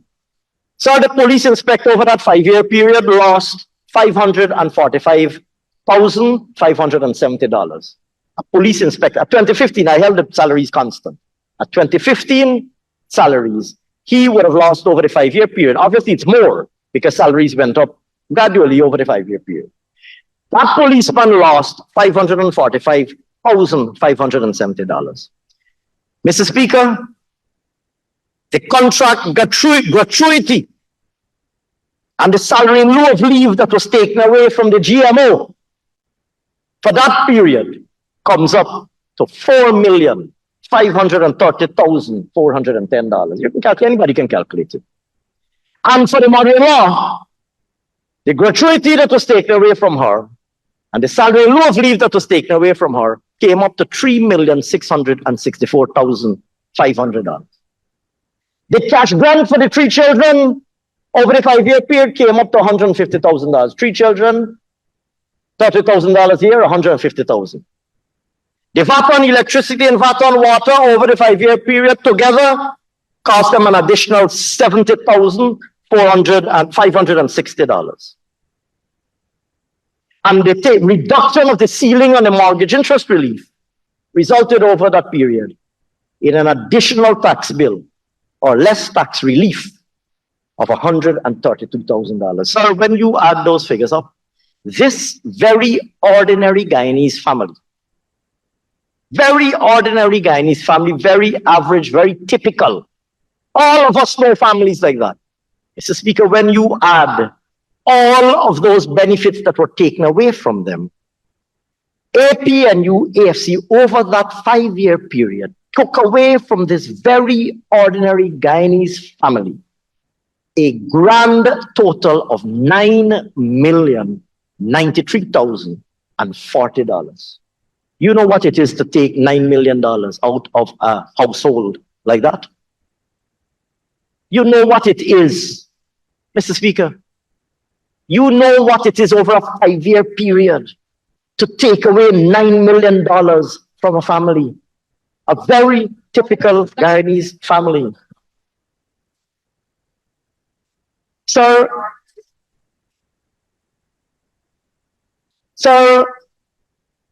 that is what the APNU-AFC did. And so the young MPs who are sitting at the back there and who are being told, go out and ask people to vote for APNU-AFC. And the young voters who are watching, some in the house and some online, need to know and understand that is what the APNU, they had nice words. They had nice words. We loved it. People of Linden, we loved our Amerindian brothers and sisters. We love all working people. We love the public servants. They had beautiful words, just as they have now. But when they came into government, sir, from an average Guyanese family like that, they took away $9 million. But sir, they didn't stop there. They didn't stop there. You remember I said that 3 of those persons were UG graduates and they financed their studies with the University of Guyana student loan. So in 2016, Mr. Figueroa, you need to be aware of this. Those 3 people in that household who were all UG graduates and who graduated, who financed their studies with a student loan, you know what your party said to these 3 people and to 17,000 more UG graduates? I turn, sir, to 𝐃𝐄𝐁 News, June 12th, 2016. Sir, the article is headed, List of Names Who Failed to Repay Guyana. Sir, a forensic audit, they love these, into the UG Student Loan Agency has revealed that from the years 1994 to 2015, some 17,000 student loans were deemed delinquent because students were not honoring their indebtedness. Sir, they went on. They first of all sought to accuse the PPP. During the same period, the government of the day, the PPP had approved $9.5 billion through the national budget to finance these student loans. Yes, we did. Yes, we did. We did approve $9.5 billion to finance student loans for these individuals, for 17,000 Guyanese persons to be able to get a student loan and to get their degrees. Yes, we did. So you know what the APNU, the article goes on. So it said, a notice was published. They are now in government, you know. And they love the working people of Guyana. So I don't think anybody would suggest that these 17,000, I mean, we have a lot of supporters, far more than half of this country. But I don't think anybody would suggest that these 17,567, to be precise, UG graduates are all PPP members or PPP executive members, or worse yet, PPP ministers who gave themselves scholarships and student loans. So these are very ordinary Guyanese people. You know what, Mr. Figueroa, Mr. Devon Sayers, and Mr. Jai Prasad, you know what, you're the party that you are now being asked to represent. Hear what they did, and I quote, a notice was published on the Ministry of Finance website last Thursday, where the ministry is now asking students to settle their debts. The notice stated that students must be reminded that repaying their loans is an obligation that must be honored. It goes on. Oh, this is another article. It went on, right? They got a lot of names. I'm not going to call the names. They got a big expose, names, PPP names, PNC names, including members of this house on the opposite side. The names are all listed here. And some on our side. Big expose. So let me quote from News Source. And the lists were published to embarrass people, to embarrass 17,000 ordinary Guyanese. You owe the government money. Come in and pay. So let me quote from News Source, Guyana, July 29, 2016. Same issue. And I quote, Jordan made it clear, they're referring here to my predecessor in office, former Minister Winston Jordan.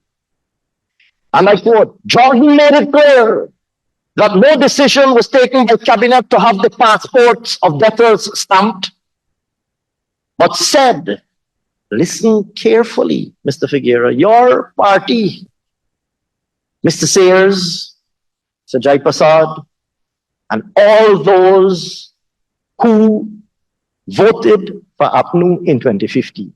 Hear what they turned around and did to 17,000 of your countrymen. Mr. Jordan said no decision was taken to have the passports of debtors stamped, but said that agreement was reached. He's talking about the cabinet, you know. Agreement was reached on placing the information at ports of entry and exit to ensure compliance with repayment. It goes on. While the cabinet, and it has quotation marks, and I haven't seen a rebuttal or a refutal by Mr. Jordan or anybody else. While in quotation marks, while the cabinet did not agree or had a proposal put about stamping passports, all information on recalcitrant borrowers will eventually be put at all immigration points. And we will set up a desk at the same time for those who will be stopped from traveling to make the necessary arrangement for payment of the loan or debt prior to departure. Sir, 17,567 very ordinary Guyanese graduates of the University of Guyana. That is what criminalized them. They made a big hullabaloo. They made a big hullabaloo the other day about Mr. Patterson. And Mr. Patterson's name, inadvertently or otherwise, being at a list somewhere, and I think subsequently that was reversed. They made a big hullabaloo about Mr. Patterson not planning to travel. Sir, and I understand it was reversed, and I believe he's now traveling freely. I'm not sure where he has been for the last 5 days. I don't know if they've revoked his slot to speak, but I noticed he didn't speak during the debate. But sir, maybe enjoying the liberty that he enjoys to travel, he might be out of the country. So 17,000, Mr. Patterson's party, Mr. Harman, Mr. Norton's party, planned, sir, to cause 17,567 ordinary Guyanese graduates of the University of Guyana to have their names placed at the ports of entry and exit in Guyana, the airports, Molson Creek, so they cannot leave Guyana because they owe a student loan, criminalizing them. Ordinary Guyanese people. And Mr. Speaker, through you, sir, there were people. I know people personally. I'm not going to call their names for respect of their privacy. I know people personally who were terrified by this. Terrified. Traumatized. Who went to the bank and took a loan to pay off the student loan because they're frightened. They're frightened that they can go to the airport and they can get blacklisted and embarrassed and they can't travel. They can't go with their elderly, their mother, their father, their elderly relatives. They will turn up with their children at the airport and they can't travel. They can't go for vacation to see their family overseas. I know people who were so terrified by this measure that they went to the bank and take a loan. They pledged their house and take a loan to pay off the student loan so that the name ain't got on any list that the APNU AFC was planning to put at the airport. Meanwhile, paying for themselves to study overseas, all over the world. All over the world. And ordinary Guyanese people who can't afford the UG fees and decide to take a student loan, they now get a job, they don't start payback yet. Or they're struggling, they're hustling, they're making a choice between should I pay back this loan or should I pay my mortgage on my house or whatever the case might be. Ordinary Guyanese people. They publish their names, they say they will put their names at the airport and they will block them from traveling. Well, Mr. Speaker, we promised that we will write off people's student loans. We will do it. And, sir, we will.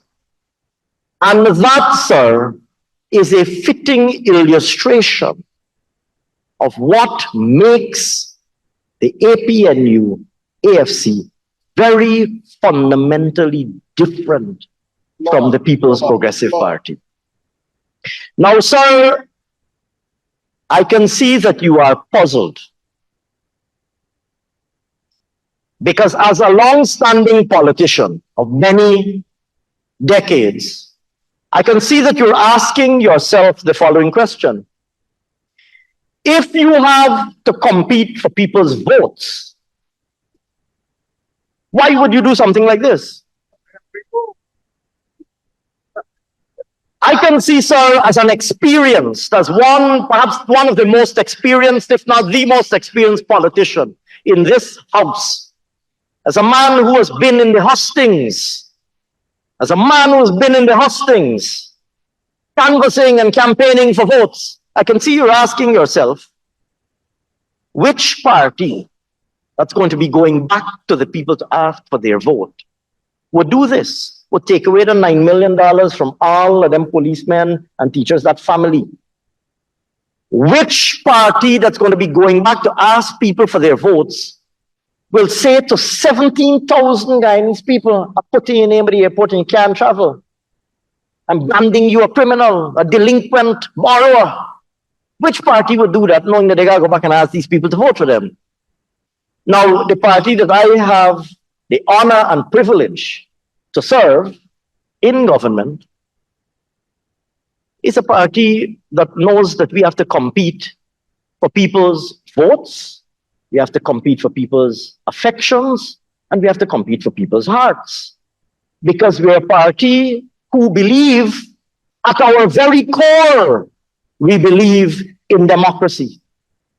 But sir, if you have a chairman unilaterally installed, they like to use this word installed. That was a real installation. If you have your handpicked chairman installed at the Guyana Elections Commission, and you have a chief elections officer handpicked and installed too, and you have a chief returning officer for Region 4 also strategically handpicked and installed too, and you have them lined up, you don't need no policeman vote, you don't need no army man vote, you don't need no fire officer vote, you don't need no prison officer vote, no teacher, you don't have win nobody heart, you didn't need that teacher's vote, you didn't need that PAF's vote.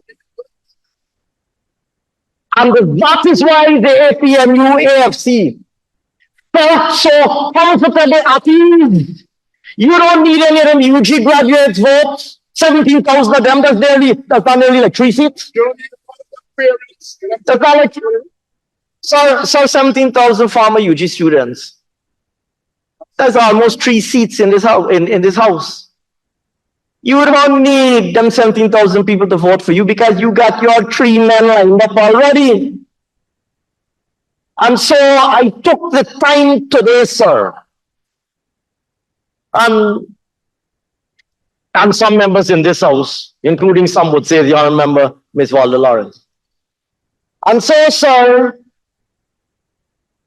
sir, I took the time to outline, sir, to outline these facts in detail, because I know that even some of the young members on that side of the house do not fully understand how they ended up on that side of the house. You waited for 23 years to win an election. You got into government full of plans, only plans, but full of plans. In 3 years, you lost your majority right here. In 3 years, you lost your majority right here. Sir, and in 5 years, you lost your majority out there. And you wonder why? And so when we come, sir, to debate Budget 2024, which deliberately is consistent with a path that we have charted, a path that was defined by the manifesto that we presented to the people of this country when we were going to the election, that comprised the promises that we are making to the people of Guyana, that we are now delivering to the people of Guyana. Whether it be the highways on the East Bank and the East Coast, whether it be the schools in the hinterland and on the coast, whether it be the regional hospitals or the hinterland telemedicine centers, whether it be the restoration of the cash grant to school children, which incidentally, sir, is now,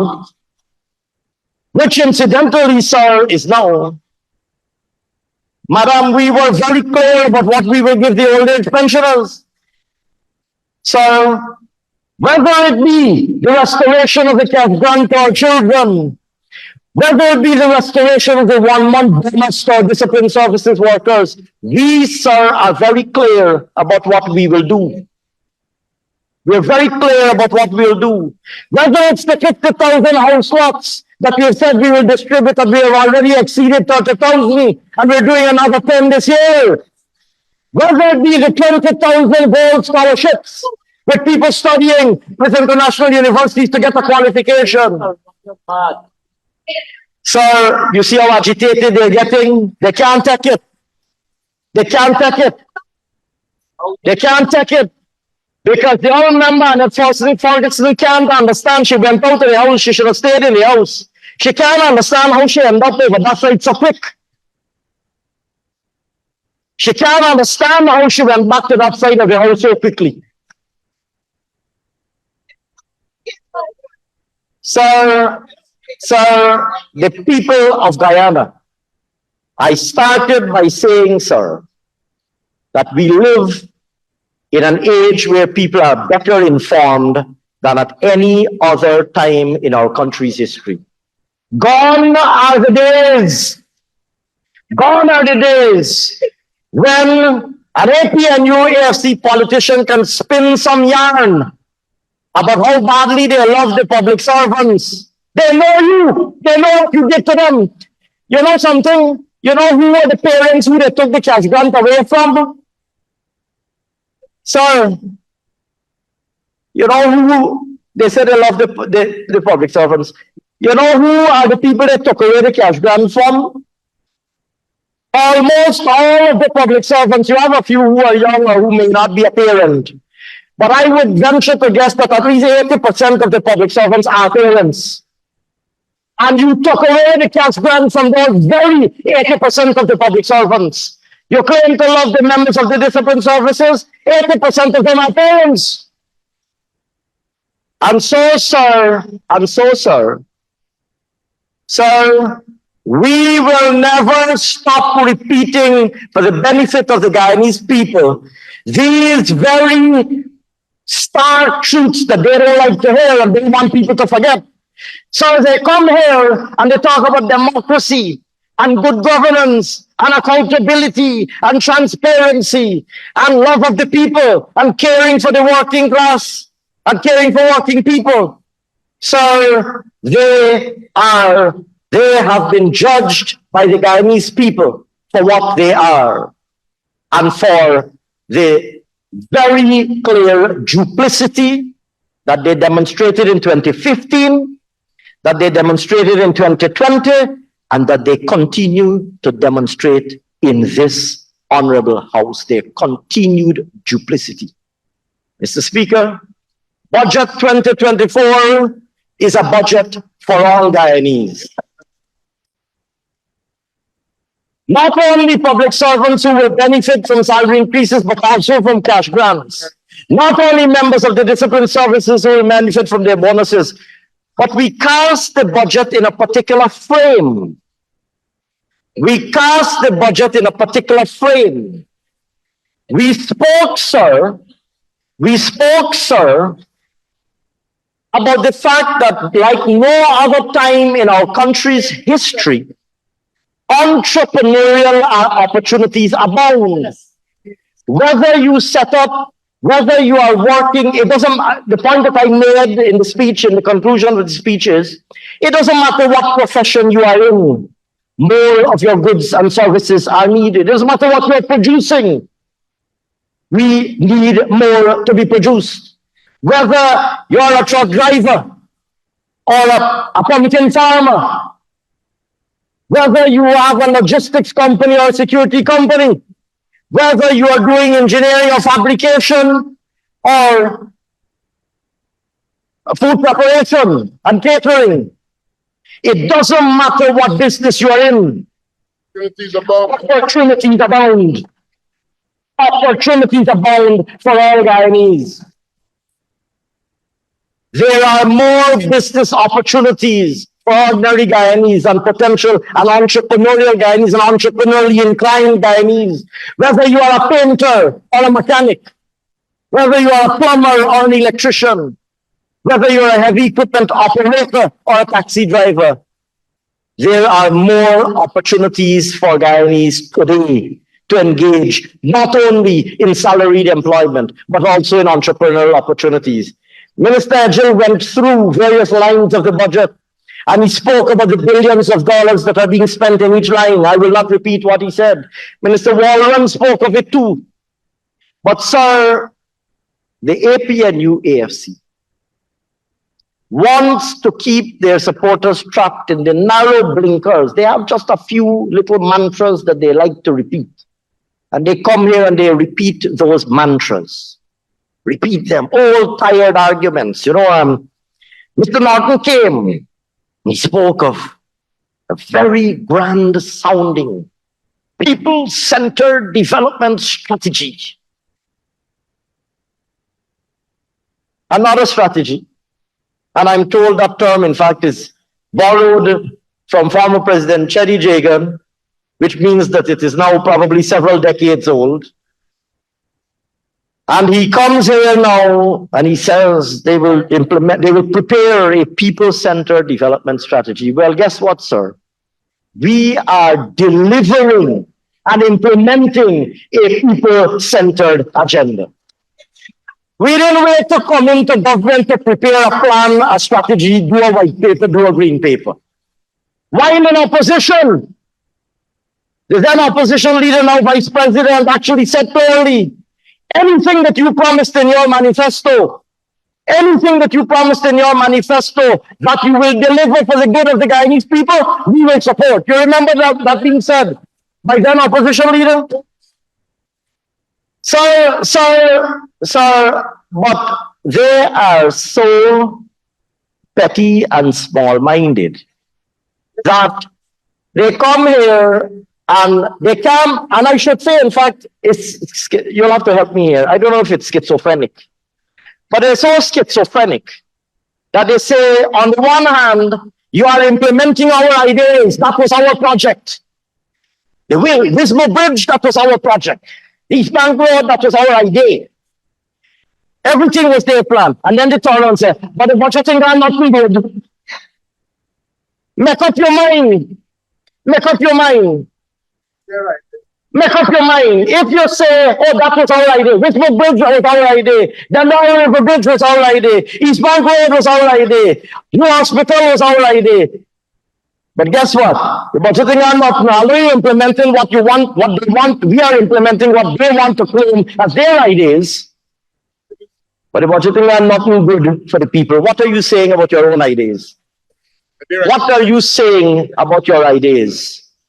Sir, what that discloses to us, sir, is that in fact, the APNU AFC continues to be a clueless, incompetent, and intellectually bankrupt political party that has nothing to offer the people of Guyana. Meanwhile, sir, we may not wave lofty and elaborate plans, but we will deliver the things that we promised, and we will continue to work through Budget 2024 and through Budget 2025 and through another 5 budgets from 2026 to 2030 and through another 5 from 2030 to 2035 and through another 5 from 2035 to 2040 and beyond. The People's Progressive Party Civic will continue to craft and implement budgets that are in the interest of all of the people of Guyana. And so, sir, with those words, with those uncharacteristically few words, it gives me great pleasure to commend Budget 2024 to this Honorable House. Thank you very much.